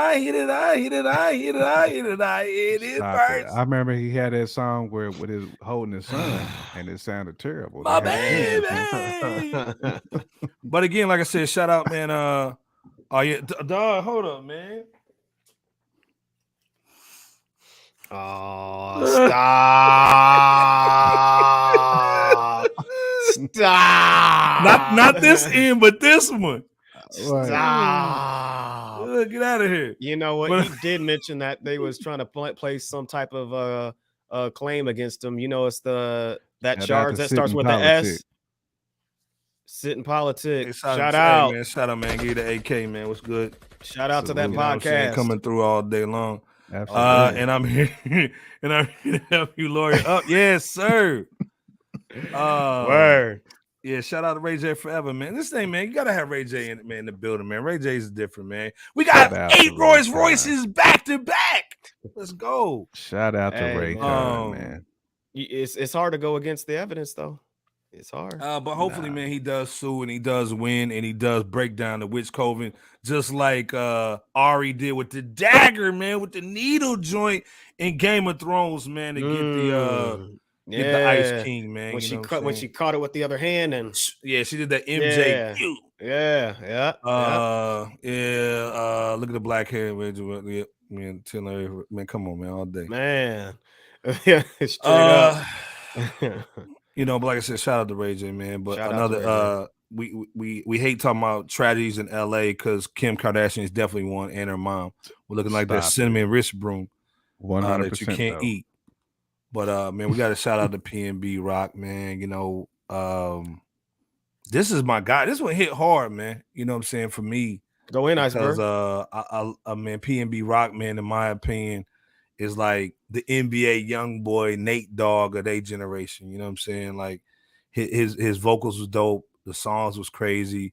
You know, dude was out the mud, man, out of Philly. You know what I'm saying? Did his thing, signed to Atlantic, which is like the most evil record label ever, and just went independent. We talk a about few them months all ago. the time, signing cash to 10 album deals. So he got so luckily when he started asking questions, because this dude is intelligent. When he started asking questions, you know, he was like, man, let me just get out the deal because my numbers the money ain't matching up with my numbers. Again, let's be clear, man. This is a black man. He's a father, 2 daughters. Anywhere you go, anywhere he went, man, he took his kids. You know what I'm saying? And let's be clear, regardless of the situation, man, it's just a tragedy, man, when you see a dude with this much talent, senselessly, you know, deleted. You know, his daughters, man, beautiful little girls. And I think honestly, man, the situation was him always putting people first. You know what I'm saying? I don't think he ever put himself first. And as black men, it really, you know, we could talk about what happened, but I think the biggest thing is what can you learn from this situation? And as black men, as creators, you know, we could be with our female and she could have a ring on, a diamond, you know, a red ring on, a necklace, and this can happen. So this isn't just because he's walking around with this many jewels. This could be anybody in the hood. And then let's be clear, the government has incentivized the wolves to attack us, because if they attack an Asian cat or a Karen, now it's a hate crime. But if you attack me, it ain't nothing. You don't see no Black Lives Matter out there. You don't see no choppers trying to find that car. You know what I'm saying? And again, Dolph, Pop Smoke, Nipsey, Pop Smoke, man. You know, all those guys, man. You know, all those dudes, man. Sauce Walker had a body a cat, man, this week. Yeah. You know what I'm saying? Regardless of what the situation was, man. This hit hard for me, man, because one of my favorite songs is the one he did with Meek Mill, the Dangerous joint. I love the high joint that he did. He did RP Trouble. Take my jersey, you know, take my jersey off, man, with a Ty Dolla. This is my guy, man. You know, and the gentleman know, man. I put him in the group chat all the time, man. It's my dude. But what's your thoughts, man, on the situation, man, and just, you know, how can cats kind of learn from it? Man, first of all, man, shout out to everybody in the chat just dropping gems. They're dropping gems, man, today, man. Let's go. They really are. Shout out not only on this subject, but just since we've been rocking out today, man. Y'all been dropping some gems. Y'all been going heavy. This is sad, man. This is sad. We always talk about in our chat groups, you know what I'm saying, just as grown men, don't be putting your location on Facebook, social media. You know what I'm saying? When you with your family, you with your lady, you with your kids, enjoy that time. You don't have to let everybody know where you at. You know what I'm saying? And the fact that, you know, you broadcasting, you know, this dude is not just a normal civilian. I mean, he's a rapper who has a lot of fans, a lot of credibility. You know what I'm saying? Yeah. Rocking the jewels. He's, you know what I'm saying? He's swagged out. Yeah. You know what I'm saying?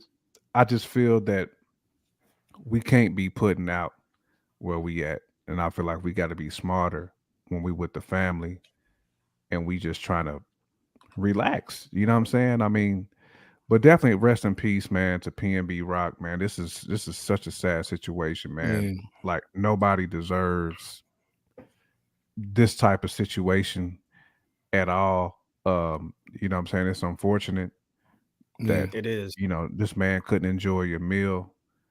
And again, I think this is just a lesson to all, man. Like, just protect your neck out here and do not share your location. Like, you just, these are different times. These are different times we're living in. You got to move with diligence. You got to move with some intelligence. You got to move safely, especially when you with your family, you with your loved one, whomever you with. Protect yourself, because at the end of the day, your last name has to mean something. Your last name has to carry that value onto your kids. So you want to be able to see the fruits of that labor. So when they do go on with your last name, they're taking pride in that and doing the same thing. Not saying that PnB Rock's daughter won't do that. We know that's going to happen, but at the end of the day, he's not going to be here to see it though. That's kind of my point. Yeah. Do you think like what Anthony's Roberts is saying, man? Do we need to rethink what we post? We got to. And shout out to Anthony too, man. Shout out to Anthony. We got to move. We got to move smarter. We have to. Like to me, there's no other way around it. Well, this is the thing I say, Power 500 before Bebop goes in, man. Like, and I'm not being sexist or anything like that, man. But again, as men, anything our girl does is our fault, you know. And let's be clear, they had just broken up. They got back together. And he had already took her phone for like 3 months, like because she was kind of posting erratically. And on DJ Academics, he was saying that, you know, that he had got kind of pressed a couple times and she wasn't kind of on her 007. Like, come on, we got to run, shorty. You know what I'm saying? With the high heels on, let's go. You know, so again, to me, it's always our fault. We the coaches, you know what I'm saying? We got to quarterback our families and how we move. And absolutely. And, you know, I'm not blaming her. I'm still giving her accountability, but it's still to be like, hey man, don't do that. Exactly. I'm not blaming Shorty either. Like you said, Iceberg, it's all about accountability. Like we have to be accountable for each other. Like if you my Rock, you my Shorty, we can't be putting out the location where we at, especially when it's our time. You know what I'm saying? And I ain't got security detail, obviously. You know what I'm saying, to hold us down. Well, so, even just on regular cast, man, this ain't the season to be shining. Take the jewelry off, take your rings off, man. If you're gonna be in the hood, and let's be clear, you need a toolie. You know what I'm saying? You need some toast right now, man. If you ain't got no toast right now, you need to go get some. Real talk, because this ain't even winter time. This ain't even Christmas time yet, bro. Nah. In Christmas time, it's gonna get serious. Let's be clear. People go in though, man. That's why I said we got to move smarter, man. We got to. Go ahead, Bebo. No, agreed on with everything said. First and foremost, again, as you brothers mentioned and everybody else as well, rest in peace, PnB Rock, and condolences to his 2 offspring and the other loved ones. You know, news like this is always ridiculous, man. It's sad and it's ridiculous to speak on, because, well, I know this isn't going to be the last time that we talk on such a matter like this. The optics of this, it does look bad, and it does. When I say the optics, I'm referring more to the. I mean, really, I was thinking initially about the location situation and how that was on. Piece of nightmare, 100%. Yeah, 100%. Yeah, shout out. Yeah, you got to move with the head on swivel. Look, you got to, like J Camp said, you cannot move in the same light that you did before the pandemic. I'm sorry. We're not going to go different. It's not like a temporary different. I'm going to go on a limb and guesstimate that we're not going back to saying the same time frames of the status quo. There's folks different. If you thought that we had wolves before, they turn to werewolves now, because with these times being different, people are more desperate. Keep a peace. You got to keep a peace for defense. You know, you also need to have a vest on too if you're gonna be somebody of that stature. And you just remember, guys, at the book of the week I just mentioned, I didn't just throw that out there just to throw it out there. We need leadership, and that doesn't necessarily mean somebody on this high grandiose position. No, it's about moving with the mindset of a leader. You know, is it wise for me to go in the hood or 2 minutes from the airport to a Roscoe's when I and then kind of go operate with the notification situation, no matter who did it? Is that thinking with the leader? Yeah. Well, but this is the thing, man. Even if it wasn't even the IG post, even if it was somebody at the restaurant that said, "Yo, homie's in here with the AP on." Well, okay, but what about the gear? Come through. My thing is, like, at the end of the day, and obviously this is Monday quarterback stuff, you know, at the end of the day, absolutely, we're trying to, you know, we're not basically blaming nobody. Right. At the end of the day, though, as a way to look, as a way to kind of understand how to take care of your family, the biggest thing is to get home. You know, it's just to get home. Now, me and Bebo talked off camera, and we was like, "Yo, would he have gave it up if Shorty wasn't there?" Because you know, there's ego involved. You know what I'm saying? There's the machismo. You know, when you have people filming it, and you don't want to be the next young Berg out here with greasy niggas, sweat all on your chain trying to get it back, and you on World Star getting jacked. So ain't nobody gonna do nothing to me. Ain't nobody gonna take my chain. You know, ain't nobody gonna eat my cornbread. But the whole thing at the end of the day, man, is to get home to those babies, get home to your wife. And if you got to give up some bread, at the end of the day, man, that's all you got now is them jewels. You know what I'm saying? Your life, like again, it's just you don't have to be a celebrity to understand your value as a black man, a woman, brown woman, man, whatever. You have a life. So the whole thing is to keep your life going as long as you can, and it's just senseless to not give up those jewels if you can. You know what I'm saying? If like I'm like Sinful to P, I'm giving them up. You know what I'm saying? What else you need? I get paid on Friday. What else you want? Because I'm just trying to get home to my babies. What's your extended thought on this, Bebo? No. I think all the jewels, pause that were given in terms of wisdom is just so on point. And what I'm currently thinking, in addition to everything that was said, is how we move. I know it's how I move, and most people think it's funny style when they don't know where I'm at. That you just can't predict where I'm at and when I'm going to be where. Well, that's largely purposeful, and we kind of see why, but whereas, your common person is going to be like, man, they acting funny style. I told y'all about that loosey-goosey mindset. You got to watch out for that in these times. So it's important to have a security detail if you're a man or a woman of stature, bulletproof vest. Look, the whole gaudy jewelry, the expensive apparel. Come on, folks. Man, you a walking billboard. You're a walking target. You're a walking billboard. Not judging nobody, because we all like nice things. We do. No, we have nice things. Some of us do. Facts. But again, we're in some different times. You can't walk and maneuver the same way. And you got to make it a stern point from a leadership standpoint not to post where your location is based off of emotionalism, based off of hype, based off of gratification. It's just not worth it. And this isn't just us talking about PnB right here. PnB Rock. We're talking about your everyday person, your everyday person is being targeted as well. Your everyday person that's doing something is being targeted. Saying that he never should have been at that location. The main location for Roscoe's Chicken and Waffles is on Pico. That's true. Which isn't far enough from the one on Manchester for him to have gone over there. And again, a lot of people were saying that, his girl, he just got back with his girl. The girl's not really posting the food. You know how women are sometimes. When you get back with a dude, you want everybody to know you back with the dude. So she posted the picture. They kind of be like, hey, I'm with my boo at lunch. But then again, the wolves is out. And then also, shout out to Tariq. Tariq was basically saying a lot of these cats are corny and they're doing it for clout. So they're lot of jealous, times they want to, like, it's like that Jay-Z line. If I shoot you, I'm brainless. If you shoot me, you famous. What's that nigga to do? Right. You know what I'm saying? Right. So again, these cats, they losers, man. They mad at you successful and you in the hood shining. So they want what you got. Yeah. Even if it's just a little something, it ain't got to be the jewels and the apparel with the Jordans and all that. It could be just a little something, a little come up. Hey, I got a raise on my job. I mean, somebody, the next person Touch is going in too. What's Touch saying? You can't really blame the youth for doing what the platform demand. Yeah. How do you teach them not to care about losing followers by not going live and accept? Well, I think that overall that's a good point, and a situation like this should open up the discussion for certain habits that need to be broken within modern day society. That's just really my point on Power 500. So Doggy Diamonds even spoke on how you should be afraid to move or have your own stuff without fear.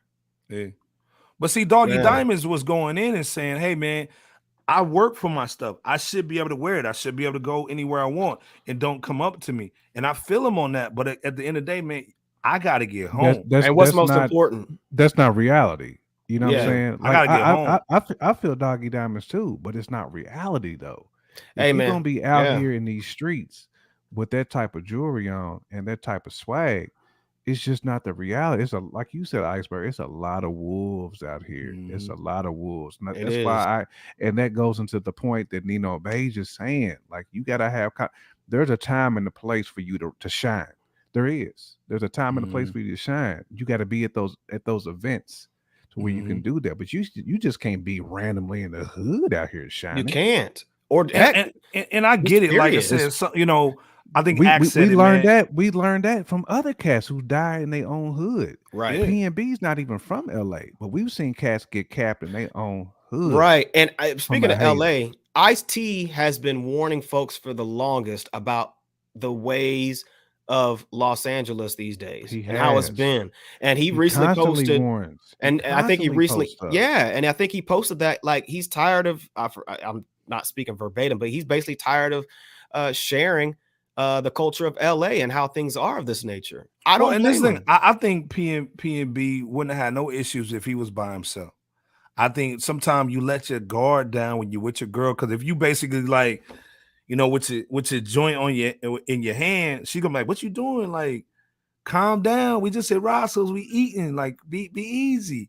And you kind of let your guard down. And then again, if you look, first of all, whoever put the videos out on social media, you need to go to hell. Yeah, that right there. That was just distasteful, man, all the way around. Yeah, it was disrespectful. It was all that, man. Well, and then again, anytime I go anywhere, I think when I was a shorty with Nino, we be like, yo, like I need my back to the wall and I need to be facing the door. You know what I'm saying? I need to make sure everything's good. So again, if you looked at the video, he was in the middle of the restaurant. So which means like he wasn't really situated like he needed to do. Again, like I said, it's Monday quarterback type stuff, but it's a lesson learned for some of our cats that are looking at it. PnB lost his life off of just kind of being laxed a little bit. And like Nino saying, you can't wear truck jewelry out here. And then there's a video going around where he's actually telling people how much each piece is. Yeah. That I put in the group chat. It's like at the end of the day, man, you can't be doing that stuff where you're like, I got 50 over here, 50 over there. Billboard. Like, and again, Anthony's saying, man, clout is an MF. It is. I agree. And I'm gonna say something else that might not be comfortable for some folks. Sometimes you got to check your own people too whenever you're out having fun. So I just want to tag in from Iceberg's point about like the individual. You got to sometimes respectfully check your own people. Hey man, I don't feel comfortable being live out here and wherever. Oh man, you tripping, dog. All right, I gotta go, man. Hey, I'd rather be funny style and leave home safe to a family, you know what I'm saying, or whatever, than to continue loosey goosey and then something tragic happens. J Camp, can you address what Touch is saying? Touch is basically saying, how do you supposed to secure a record deal without big chains and acting crazy on live nowadays? The record companies demand that of you nowadays. But see, Touch, I think where I kind of go with that is, man, that's why you can still be successful indie. I feel like if you got talent, you can still kind of like overcome some of the foolishness that the record labels are asking or demand. Now, I get it. I get exactly what you're saying, but I see cats who are indie, who are kind of moving, you know what I'm saying, how they want to move and still having creative control over their music and still being able to be successful. I feel like you can still do that. So you don't always have to 100% cave to the labels, even though you are correct, because that's what the labels want. The labels want you to be out here flaunting, flexing. Right. Because they got insurance. They got insurance on you. So if you get bucked, they get paid. And here's the other thing. I want to tag in from that once you're done, J Camp, to Go ahead, Bebop. I mean, I feel like you could still rock a little something in select areas of the country, maybe. But here's the added piece to it too. It doesn't mean I definitely wouldn't be in that at that Roscoe's Chicken and Waffles location, but you can maybe be somewhere kind of remote with a security detail or something like that. And I'm not saying you got to rock all the ice and have all the flashy extra. You know what I'm saying? But you can still wear a little something nice, have a little something, have a security detail, and the boundaries. You can have some boundaries set up. It's because it might cost money, but it's an investment on your life and your image, and you can still do what you need to do. AI Allen Iverson used to have like 7-8 dudes, security detail around him at all times. I remember when I was in the club in DC for Howard's homecoming one year. AI walked in there, man. You couldn't even see AI in the midst of all the security. I mean, all them dudes is like Shaq big, damn near. You know what I'm saying? Them old NFL linebackers with guns now. Hey, but it's you got to pay to play. You know what I'm saying? If you want to live that lifestyle and be out there like that, you got to have that security detail, man. You got to have cats who's because like Iceberg said, you got to get home. You got to get home. At the end of the day, you got to get home. That is the goal. Well, and let's be clear. Pop Smoke did the same thing by posting the address, no security. Right. Nipsey was basically in front of his establishment. Security's right next to him. But it was basically somebody who wanted to get down with him, was mad, dissed him. Dolph had just did a commercial on IG for the cookies. You know what I'm saying? And he's driving around in that one-of-one whip. Man. You know what I'm saying? So again, nobody had hey it man, like him. I was about to get some rims on the BMW the other day. I was like, nope, let me keep that mug extra bottom shelf Brad, extra base model. You know what I'm saying? So again, let's start being more smarter with our decisions that we're making as far as like, do we have to show everybody that we've made it or that we're successful on certain levels? Can we just keep it cool? You know what I'm saying? Because again, if this was Ed Sherman that got shot, they would have all kind of cops all over the place. Oh, it'd be a swarm. You know, it'd be a swarm. So again, oh my God, as black men, as brown men, we got to understand, man, that don't nobody care. So we got to care. You know what I'm saying? We the ones with the life. We got to make sure our families are cool and that we get back home because again, these baby girls that PnB had, you know, where's their life insurance? Where's their money at? Where's their retirement fund that they can draw from? So I'm telling you. Nino saying people are pushing the Empire Native, which is false. Wackers F. Those artists are indie with distribution deals. Yeah. Shout out, man. Let me throw the AK for Nino. Man, the AK. Mm-hmm. So again, Nino, the question, man, that was it Power or Touch had? How do you secure a deal now without doing the annex now? You know what I'm saying? Without having the truck jewelry on, how do you do that, Nino? You know, that's the question right now, man. Power 500 saying PnB told her to stop it. Yeah, he did it. He took it from her. You know? Yeah. Allegedly. And again, folks, leadership. Yeah, I heard that too. I agree. I think Pop did post it on accident. Yeah, I heard that too. Sitting politics. Yeah, he did. He did. I think he posted it too. I think he posted it first. Yeah. On IG. I think he posted his first. So that is true. 100%, Anthony. Yeah, I think Anthony's right. He's saying, can we start defining success as living to see another day? That Friday, we live to see another day. Right. You know right. Peace to Anthony. Nino saying basically be original. You know what I'm saying? Like absolutely. I mean, I think Coast Conscious doing that. They ain't got no jury on it. They was on a Sierra record. Right. You can make it, man, by being who you are. Talent is always going to prevail at some point. It will. It's all about, you know what I'm saying, understanding the business, having a good business lawyer and not getting pebbled. You know what I'm saying? Make sure Pebbles ain't your manager. And you really can make it, man. I mean, it's different now than what it was. It's when you can make music remotely at the crib. Like everybody has access to make music now. Shout out to Lupe, talent, man. And you got the drive, and also, you know what I'm saying, you just got to go hard. You got to put your stuff out there, man, and make sure that it's getting to the right hands. But you don't have to fall for the old narrative of, man, I got to be out here gooned up all the time. You don't have to be gooned up. You know what I'm saying? You can keep it pushing. Nino was even saying like Simba, shout out to Simba, man, signing with Dre, man. You know what I'm saying? So I mean, there's things you can do, man. Power fans, Cole's been preaching to be original. People called him an old head. Remember, he said it. He had the Rolexes, he had the Range Rover, he got rid of it and was riding a bike. Now, when you think about it, man, some of them that jewelry be heavy, bro. It'd be like 10 pounds on your neck. You out here trying to perform with it. Come on, dude. You got that ghost face bird on your wrist. You know? Wonder Woman eagle. Yeah, the eagle. I bought a tennis court. I bought a tennis court for your birthday. Come on, man. Yeah, man. But shout out, man, again, man. Much love to PnB. Hey, man, That's it's one of the guys, man. I love his music, man. He was, like I said, he was a young Nate Dogg, in my opinion, man, on everybody's records. The other thing he said too, man, I wanted y'all to touch on real quick is when he went independent, he said people stopped answering his phone calls. He wasn't signed to Atlantic no more. Atlantic is like Death Row back in the day. Atlantic got everybody. Guys. And once he got off of Atlantic, he said nobody pick up his phone calls. What's your thoughts on that, man? As far as like being an independent artist and still holding down and still moving in a world now where if you're not on a Spotify playlist, you're not getting numbers. I mean, I mean, we're not pocket watching his situation, of course, but it did look like he was drop a great album. We sure previewed that too, and it was a beast. Yeah. Oh yeah. To me, it was better than the Khaled joint. Oh, way better. Way better. It was crushing the Khaled joint. No, but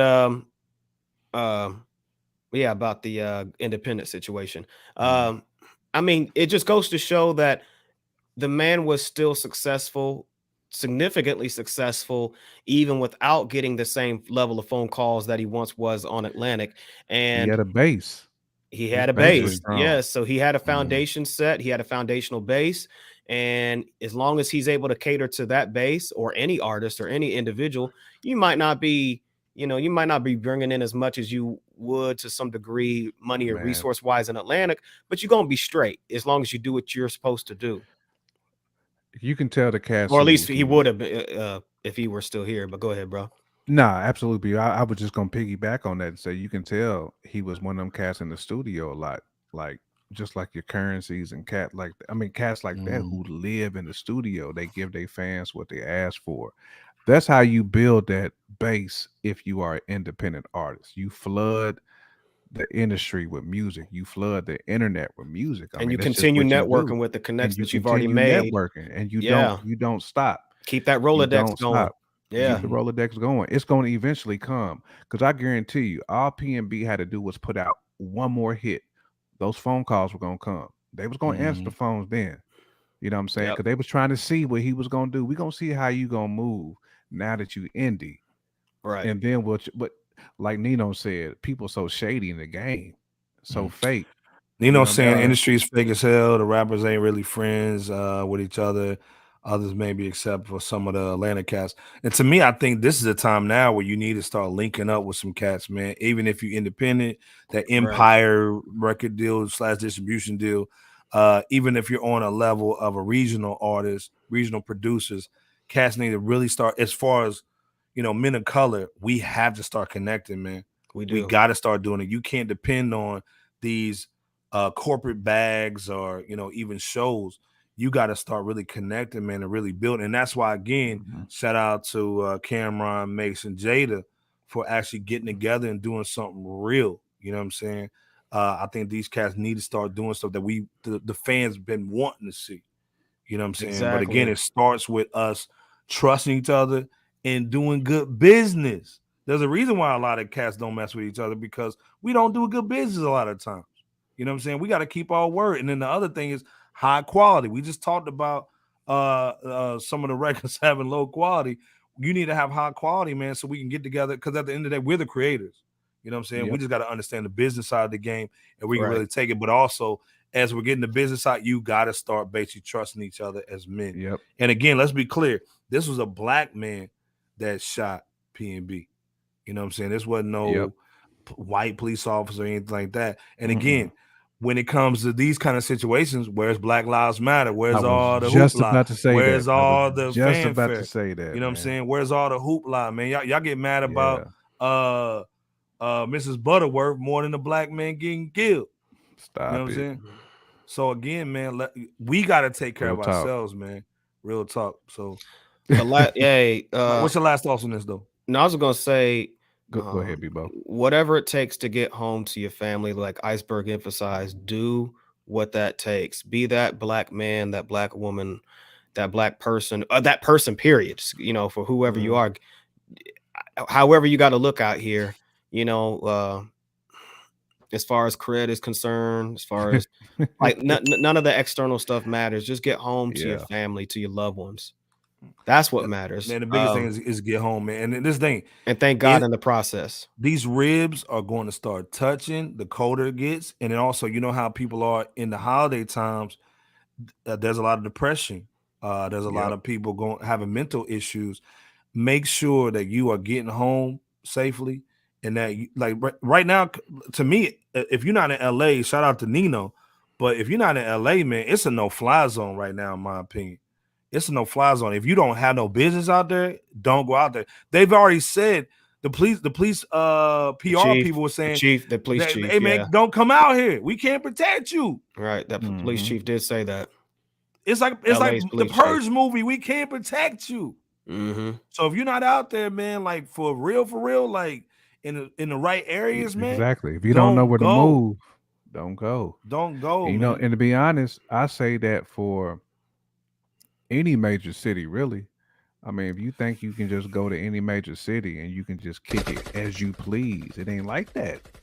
You know, dude, in Atlanta right now, they break your windows for no reason. I was just about to say that. Was just about to say that. You go to these places now, like Cincinnati, Atlanta, your car's gonna be sitting on bricks. You know what I'm saying? You go to the something's gonna happen. For 5 minutes, your whip is on bricks. I'm trying to find a beater right now just to ride the beater and put some tin on it. You know what I'm saying? You got to move diligently out here. You cannot be out here on no and unpredictable. Unpredictable. Shout out to Rat. Yeah, we need more Roscoe. Come on, man. We need more Roscoe and less pizzazz. Yes. Make sure your circle understands the same thing. Make sure y'all equally yoked, and all y'all know. Look, we gonna move together, and we not gonna like Iceberg said. Our back is gonna be against the wall. Our eyes gonna be on the door. Ain't now one of us going live, and none of that location stuff. We need the beeline. Yeah. The other thing, as men, sit down and talk to your shorty, you know, and say, hey man, if somebody comes in the house, this is what we do. If we in a public place and this goes down, I need you to do this. Like, talk to your chick, man, about this stuff, man, before it happened. Because again, I think what Bebo said is serious. Everybody's like, oh, COVID's done. We can get back out here and go clown. It ain't never gonna be the way it was.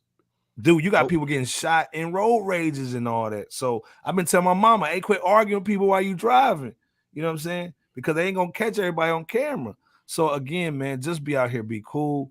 Nino saying our DA is too far left liberal. Yeah. You guys just fucked up because now the consequences of robbery are minimal. Yeah, exactly. So they're like, I can do a robbery and get out in a couple of days. Exactly. You know what I'm saying? And studio neighbor got robbed. He said the studio neighbor got robbed and the cats weren't even going to get any more than a month. Yep. And Power brought up that safe for Nino, man. Nino, we praying for you too, bro. We praying so for you know, like I said, man, like just keep us keep tapping in. Let us know, man. You good, man? Keep us posted. Cool. Exactly, man. Yeah, keep us posted, man. Just check in. We praying for you all the time. Check in from time to time. Keep putting them beats out. Keep putting them beat packs out. Yeah, we need to see them videos. And if you're not following Nino, man, one of the hottest producers in LA, got a YouTube channel, man. He's holding down some visuals, man. Go check him out. Absolutely. I call him the lo-fi God. Oh my God, Power 500. Yeah. I asked Bebop to go in on this on the show. Yeah. If y'all don't know about this safety act in Illinois, it's about to pop off. Come on. Exactly. So, I feel like Power 500 is in the group chat because we just got done talking about this joint. Nino said he low in the valley, man. You know what I'm saying? No, but that Safety Act, that's the Illinois Non-Detainable Offenses Bill that begins the 1st of January 2023. And acts such as aggravated battery, aggravated DUI, aggravated fleeing, arson, burglary, drug-induced homicide, robbery, second-degree kidnapping, intimidation, threatening a public official. Again, those are going to be non-detainable offenses to where they can't hold you if or once it passes and it sticks during that time frame and thereafter. So just saying that because that's just another example that Power 500 beat us to run them up. I mean, that's going to work both ways. It's going to be a situation on the crime side, but it's also going to be a situation with certain individuals of law enforcement feeling like it's going to be free reign to anybody that. Well, but what this is going to hurt too. So it's going to be us. Speaking from a hip hop perspective, Bebo P, they're going to get a whole bunch of shows and they going to come there. It's gonna be a lot. I mean, but you got it's already starting to happen. Like companies like Caterpillar, they're moving. It's a stadium. What's the stadium out there? The stadium's not even staying in the inner city of Chicago. The Chicago. You talking about what Chicago stadium is that? A couple of them are kind of in the city. I mean, because even Soldier Field, but one of them's leaving, not like right downtown, but they are going to build a new stadium within the right. city, but it's going to be where the current location is. Right, and that just goes to show the companies like that. It's like at least one or two others. But even like Touch is saying, man, like if you're touring overseas, and shout out to Guilty Simpson, Apollo Brown, they've been overseas. Absolutely. We've been trying to get Guilty on. They know you ain't got no toast on you. Yeah, because you're traveling overseas, right? So be careful out there, y'all. Be careful out there, Guilty, man. We definitely want to see y'all come home, man. Yeah, hey man, absolutely. Definitely. First of all, shout out to Sit and Politic Podcast, man. Go over there and definitely subscribe to them. They even saying, I'm gonna look at that into that safety thing, man. Like I said, it's it was on their local news. It was on their Chicago's local news. Crazy. So again, check it out, man. Check it out. It's our job to make sure the family's cool. Bebo was telling me about this earlier. I said, hey man, you got to say something about this on the joint. Because let's be clear. The reason why we call this show "Life Goes On" is because remember Pac died this week a couple 20-something years ago. Right. You know what I'm saying? Around this time. Yeah, so again, man, you gotta be careful, man, because at the end of the day, man, they already got us out the home. So we still gotta basically make sure we taking care of our fams, making sure we coming home, making sure that we bringing that bread, because that's what we do. We provide, man. So again, school your shorties, school your girl, make sure everything's good, because like I said, 100%. Even in Florida, they wilding in Florida. I mean, they wilding dang near everywhere. So all day. Just be safe, man, on that, man. And it don't matter what your political flavor is, because they all have some type of law that's going to promote this type of behavior. Trust me. It's not about either side or the other. You're right. Don't give two licks about that when it's all said and done, and in relation to what we're discussing tonight and factors thereof. R.I.P. Pac, man. Like I said, that's my guy, man. And then, like I said, PnB joint, man. Maybe remind me of the whole situation with Pac, man. It's just It's just sad, man. And get dog. That Florida's that new Bronx, dog. Bruh. 100%, my guy. I'm telling you, I see it. Hey, man, salute, man. Sitting absolutely. Appreciate you, Sitting Politics Podcast. Appreciate you for tapping in, man. Appreciate y'all. We definitely subscribing on all our joints. 100%. And real talk, nightmare. Yeah. Facts. It's that demon time, man. Real talk. You got y'all gotta everybody just be cool. Make sure y'all tapping in with us, man, on social media. Like again, until almost Super Bowl, it's purge time right now. You know what I'm saying? Until March, when everybody get their little tax return bread from their baby mama. Right now, from now until then, man, it's gonna get ugly. Coupled with a certain rate that's going up, a certain rate. Real quick, just want to tell Sitting Politic.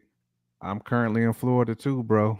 So again, we in ground zero, but you know, we gonna keep our head on the swivel though. We ain't about the foolishness. Dude, I'm worried about the Gators. You gotta watch for the Wolves. Man, like exactly. I mean, I got a pine in the back of my crib. Man, you got them you got them Gators scoping your spot now, don't you, boy? I'm worried about the Goonies more than I'm worried about the Gators. The Gators I always say with Florida, man, it's guys. My little slogan for Florida, man, is sunny weather, shady people. So just be clear, just be careful. Hey, man. Speaking of them, we gotta talk about our flyers of the week. First of all, hey man, everybody throw your flyers of the week, man. Who y'all giving y'all shout outs to? Every show we give a flower to somebody that's still living that we want to show love to in the music industry. It could be an artist, producer, executive. Who is your flowers of the week that you want to give a shout out to? One person or one group. Can't be more than that. Yeah. J. Kim, go in, man. Who got the flowers? Man, I'm gonna tap in with the Midwest. This week, man. Definitely living legend in the Midwest, man, out of Kansas City. I gotta go with my guy, man. I gotta go with my guy, Tech to the 9, man. Nice. We was talking about having fan bases earlier. Tech 9 has a crazy fan base, almost like you know, I don't want to say like ICP level, but it's like he's got music festival, like big crowd. Shout out to Strange Music. Shout out to Strange Music, man. Shout out to Tech Nine, man. I mean, and he's rocked on everybody's stuff. We talking about like from Woo to the Sway and Tech stuff to, I mean, Planet Asia to a lot of people. Too many to count, man. Too many to name. Lil Wayne, I think he was on one of Lil Wayne's albums. One of Lil Wayne's albums. He's been in the game since the early 90s. He's been in the game a long E40, time. B.O.B., Snoop. He's one of them dudes where he does not have to be signed to like a super label to be dominant, because he has such a huge following, man. Like you would never see a Tech Nine show that ain't gonna be sold. Right, he can go anywhere and sell out the spot. I mean, he can. You know, it's almost like Be Real in him. You know what I'm saying? When Be Real goes on tour, when them cats go on tour, it's gonna be sold. That's how Tech Nine shows be. Almost reminds me like when 3-6 used to tour back in the day. Like when they was like in their prime, even if tours, even if 3-6 tour right now, they still gonna sell out. But when they have like a crazy fan base, that's how Tech Nine fan base be, man. You gonna see crowd surfing, all that type of stuff, man. Shout out to Tech Nine though. I mean, I can go through his discography, but we've been on for 2 hours. I'm not even gonna go through it. I'm not even gonna go through it, man. I'll let y'all get to it. 5 to 9, man. You haven't heard the King. Okay. Yeah, man. Okay. No, man. Busy. Yeah, man. Definitely. Speed rapper. Yeah, definitely one of the best speed rappers. Definitely one of the best to do it on the fast rapping. And that's his business was already serious too. Let's be clear. Yeah, man. Yep. You know, Hustle's real serious, man. Nightmare. Hustle's crazy, man. Yeah, he figured out crowd control early in his career. He figured out that early. He really did. Man, it's hard to like be at the age that he's at and still have that following, that huge following, young and old. You know what I'm saying? Like it's not just he's good for life. He's good for life, man. He don't even really have to drop another album. Dude can just tour. He's smooth. I'm telling you. Man. He really is, man. Great pick right there, man. All day. One of the best independent casts that I know I've looked up to forever and a day. You know, that wasn't bars is serious too. Very. He's still killing it too. Yeah. About 15 or so albums or more. Yeah. Shoot, man, he's killing it. His stage performance is A+. Now, my flowers, I've been out west quite a bit, so I'm gonna take it to the East Coast, and I'm gonna go to New York / Crown Heights, Brooklyn. Give my flowers to Law the Darkman. I'm gonna give it to Law the Darkman. Oh yeah. So bear with me on this one, because this brother deserves Woo affiliates. Yep. Oh, come on now. You gotta rep, I gotta rep for as many slept on folks as possible. Yeah. I mean, he's got it. Cassidy though, Sid. Shout out to Cassidy. Cassidy the hustler. One of the best battle rappers. One of the best, man. He's serious. Yep. Oh yeah. No, Nightmare had that Diamond D. Shout out, man. You know. Okay. Oh yeah, Diamond D. Yeah, sure did. Man, I need to get that. We gotta get Diamond D on the show, man. Class. Sure do. I need to kill it with Beehive. Shout to him. Yeah. I need to get the vinyl of that. Man. Now, Law, man, he got it straight out. She got it straight out of high school, man, and happened to make his way toward affiliating with the Woo, as you brothers mentioned. He got it out the mud. You know what I'm saying? He's that always first album though. Yeah, that first album, man. I mean, one of the best Wu-Tang LPs that was released in the 90s to me. I think it released in 98. It did. We was in college. It was our freshman year in college. That's right. That album was crazy, bro. And here's the thing, though, too. Go ahead. Purple with the purple cover on. Yeah, the purple little Wu mask or whatever that was. Yeah. Mm-hmm. And here's the thing, though, because it's funny you mentioned Tech Nine on the independent tip, because this is very interesting. So he left y'all favorite record label, Atlantic, without having to give that label money back. You know what I'm saying? And he kept the music as well. He kept his music, and he kept the, he did what he did with the money and didn't have to give it back.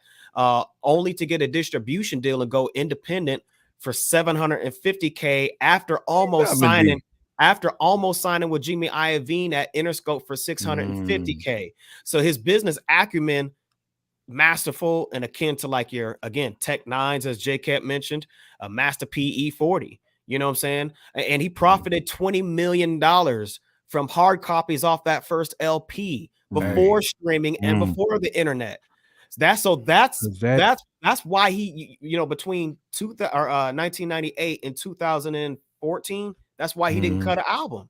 It's Man, because I don't he's think eating people so good. understand how heavy that album was, though. Too. Oh, it was. Like, It still is serious. We talking about a classic, like a classic that did not hit like the double XL in the Source. Yeah, like that album was a classic. Yes, that and their it was Wu dope. Syndicates came out like back to back. Yeah, that Wu Syndicates was dope too. It did come The out Wu around Affiliate that and Killer Army, all that stuff came out like the same year. Yeah, it did around that same time frame. All those Wu affiliates, man, and they was all great albums. But they that Law Darkman was different though. I'm glad you picked that. That's not all day. And real quick, he's been eating between 98 and 2014, and probably still to this day. Who knows? He's been eating while opening a children's clothing store. He started his own music group affiliates with NBC Entertainment. He worked on the back end of the business side of things with some of DJ Drama's Gangsta Grills mixtape series. We all know how serious those Gangsta Grills mixtapes. Hey! Don't go in there just yet. Just yet? Don't go in there just yet. Okay. All right.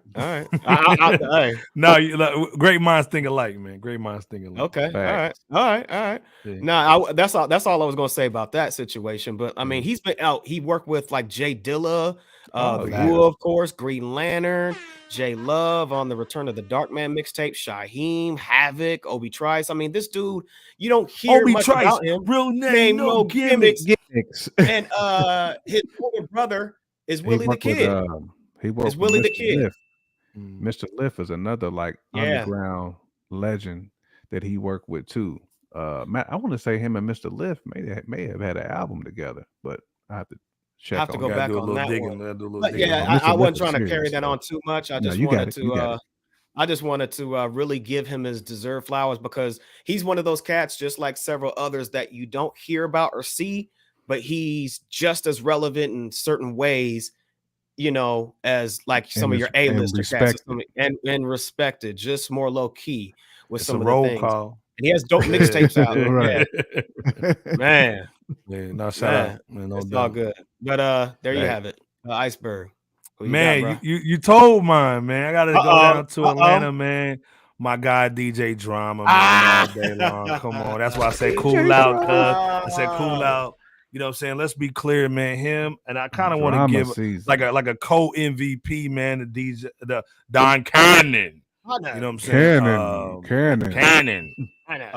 These guys, man, brought like for me, kind of being in the Midwest growing up, man. They brought you like all the ill cats, man, on one record. They did a lot of that. Again, like you said, the Gangsta Grills was serious. Now, but you still see DJ Drama still doing his thing with Clear. You can still see him now doing stuff with Being the Butcher and Black Soprano Family. Man, he's out here getting busy, man. You gotta respect DJ Drama. He was a little soft when it came to the Drake situation and the Meek Mills, but we're gonna let him get a pass on that. And let's be clear, he's the only cat that got arrested with the mixtape joint.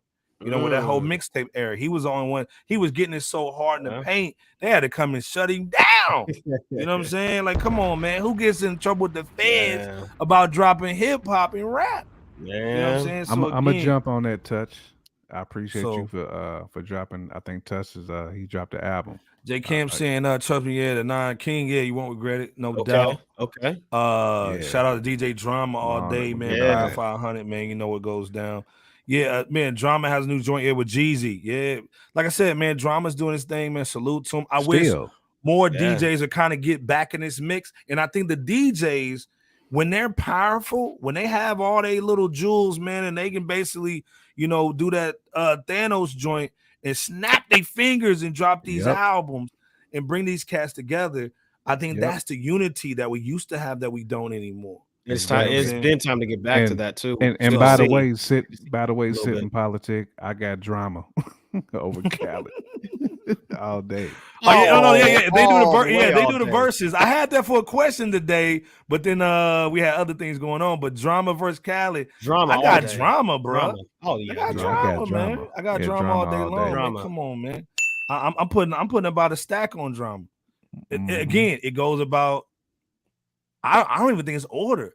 I think drama got so many joints from Jeezy, Fabulous, Luda, man, Gucci Mane. Like, come on, Zaytope. But I mean, almost not even like just cats out the South. I mean, well, plus his series with Wayne, the dedication series. Dedication. You can start dedication. Yeah, that dedication. You drop dedication, it's over. Like, it don't matter what really Cali got in his bag. It's done. He just got a Grammy this year. Yeah. Didn't he just get a Grammy? Yeah, man. 20 songs in the verses. Yeah, man. I'm going drama because I'm telling you, he just played that dedication 3. I'm good. Come on, man. He can play dedication 2 or again, 3. like J Kim said, you can go through that discography. We'd be here all day. All day, all night. Hey man, 2 hours, man, 10 minutes. We gotta get the hell up out of here, man. Any shout outs before we get up out of here? Drama had better songs. Yeah, come on, Capo, Tip, Ross. Like, stop. Yeah, way better songs. Yeah, he did get a Grammy too. Shout out Power 400, man. Power 500, man, we owe you a hoodie, man. You know, we owe you one. Come on, man. We got hey man, Power, send us your address, man, so we can get you some stuff, man. You touch all y'all, man. All y'all, man. Everybody in there, man. We send y'all some stuff. I'm finally on the apparel game. I thought I was gonna have to move, so I kind of stopped doing the apparel joint. Now I ain't moving. All I do is win. Right, all I do is win. Might be Cali maybe had 3 songs we remember. Yeah, facts. Emphasis on maybe. I woke up in a Maybach. What was it? Woke up into something. And that I'm on one. Probably gonna be like the only 2 that I kind of remember. I remember that, honestly. Remember that Beijing. Any shout outs before we get out of here, J Kent, man? Man, shout out to the chat, man. Y'all was going. Y'all have been cooking. Y'all was cooking tonight, man. All night. Everybody in the chat, let me throw y'all a bomb, man. You know what I'm saying? Y'all held it down, man. Absolutely. Y'all sprinkling, man. That the chat bag. Y'all going in. All the gems that was dropped, man. We just appreciate y'all rocking with us on a Wednesday for 2 hours. You know what I'm saying? Hopefully y'all was entertained.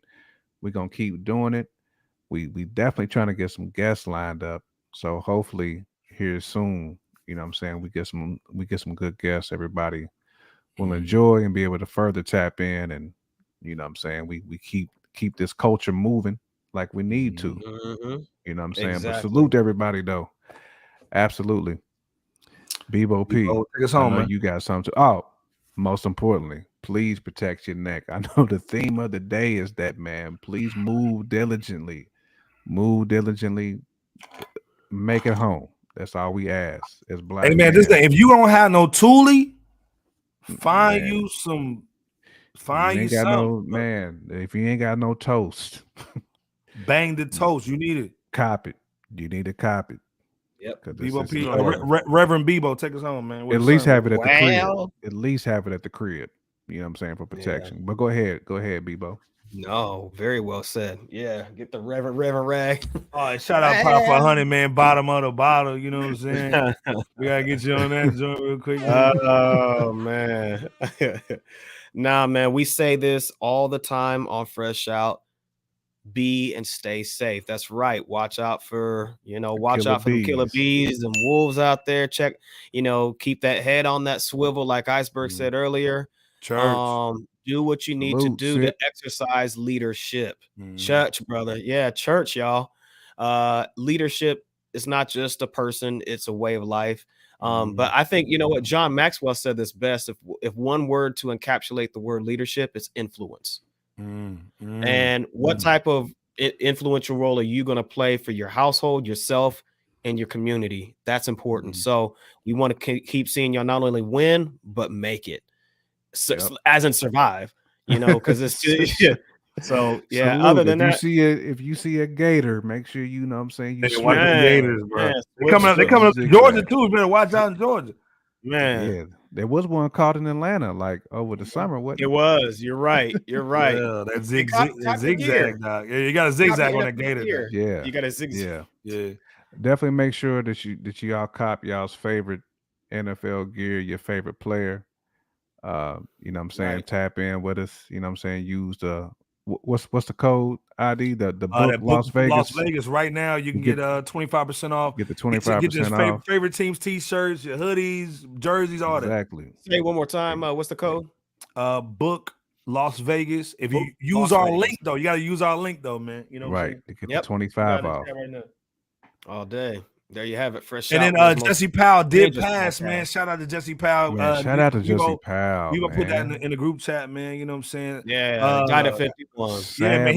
He was like the Tevin Campbell without the Skittles swag. You know, he was about to say that. He was like, you know what I'm saying? The non-suspect, man. He was definitely Tevin. Yeah, minus the sus. Right. He was Tevin, dog, without the sus. Dog. Man, he was without the sprinkles, man. Stop it. And he was GI. Yeah, GI. He was born in GI. All day. Born in Gary. Shout out to Gary. Man, so that was a blow. So you know, he had that joint. I wasn't with it. I think it was in the mid 90s. Yep. He rocked with Sam Salter. Oh man, gosh. Yeah, he's a good cat, man. Man, he had some songs, man. All I Need. He had that joint, All I Need, too. So, like I said, man, you know, like I said, again, we all family, man, and what joins us together, man, is brotherhood, man, and hip hop, man. So, again, absolutely, thank you for tapping in, man. Jay Kemp's always holding it down. Bebop, LB the Podfather's going to tap in. You know how we do. NFLshop.com. Follow us on all our social media channels. Again, protect your neck, man. Like seriously, Jay Kemp, just let us out, Jay. Yeah, man. Like Iceberg said, protect your neck. You know what I'm saying? If you're rocking with us, make sure you like and subscribe. Hit that notification bell so you know when we loud and proud, we live. Outside of that, you know what I'm saying? Make sure you hit the Las Vegas, book Las Vegas, get your 25% off your favorite team. You know what I'm saying? I got too many Lamar Jackson jerseys, so I'm good. And I even got a Ray Lewis, even though they think he's a true killer, but he's a Raven. Shout out to Ray. You know what I'm saying?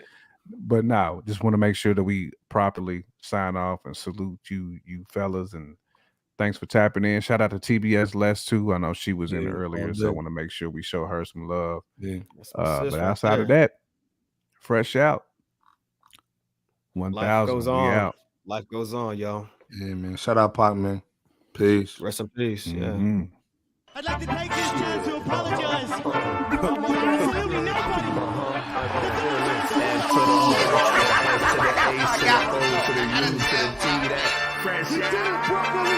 Let's go.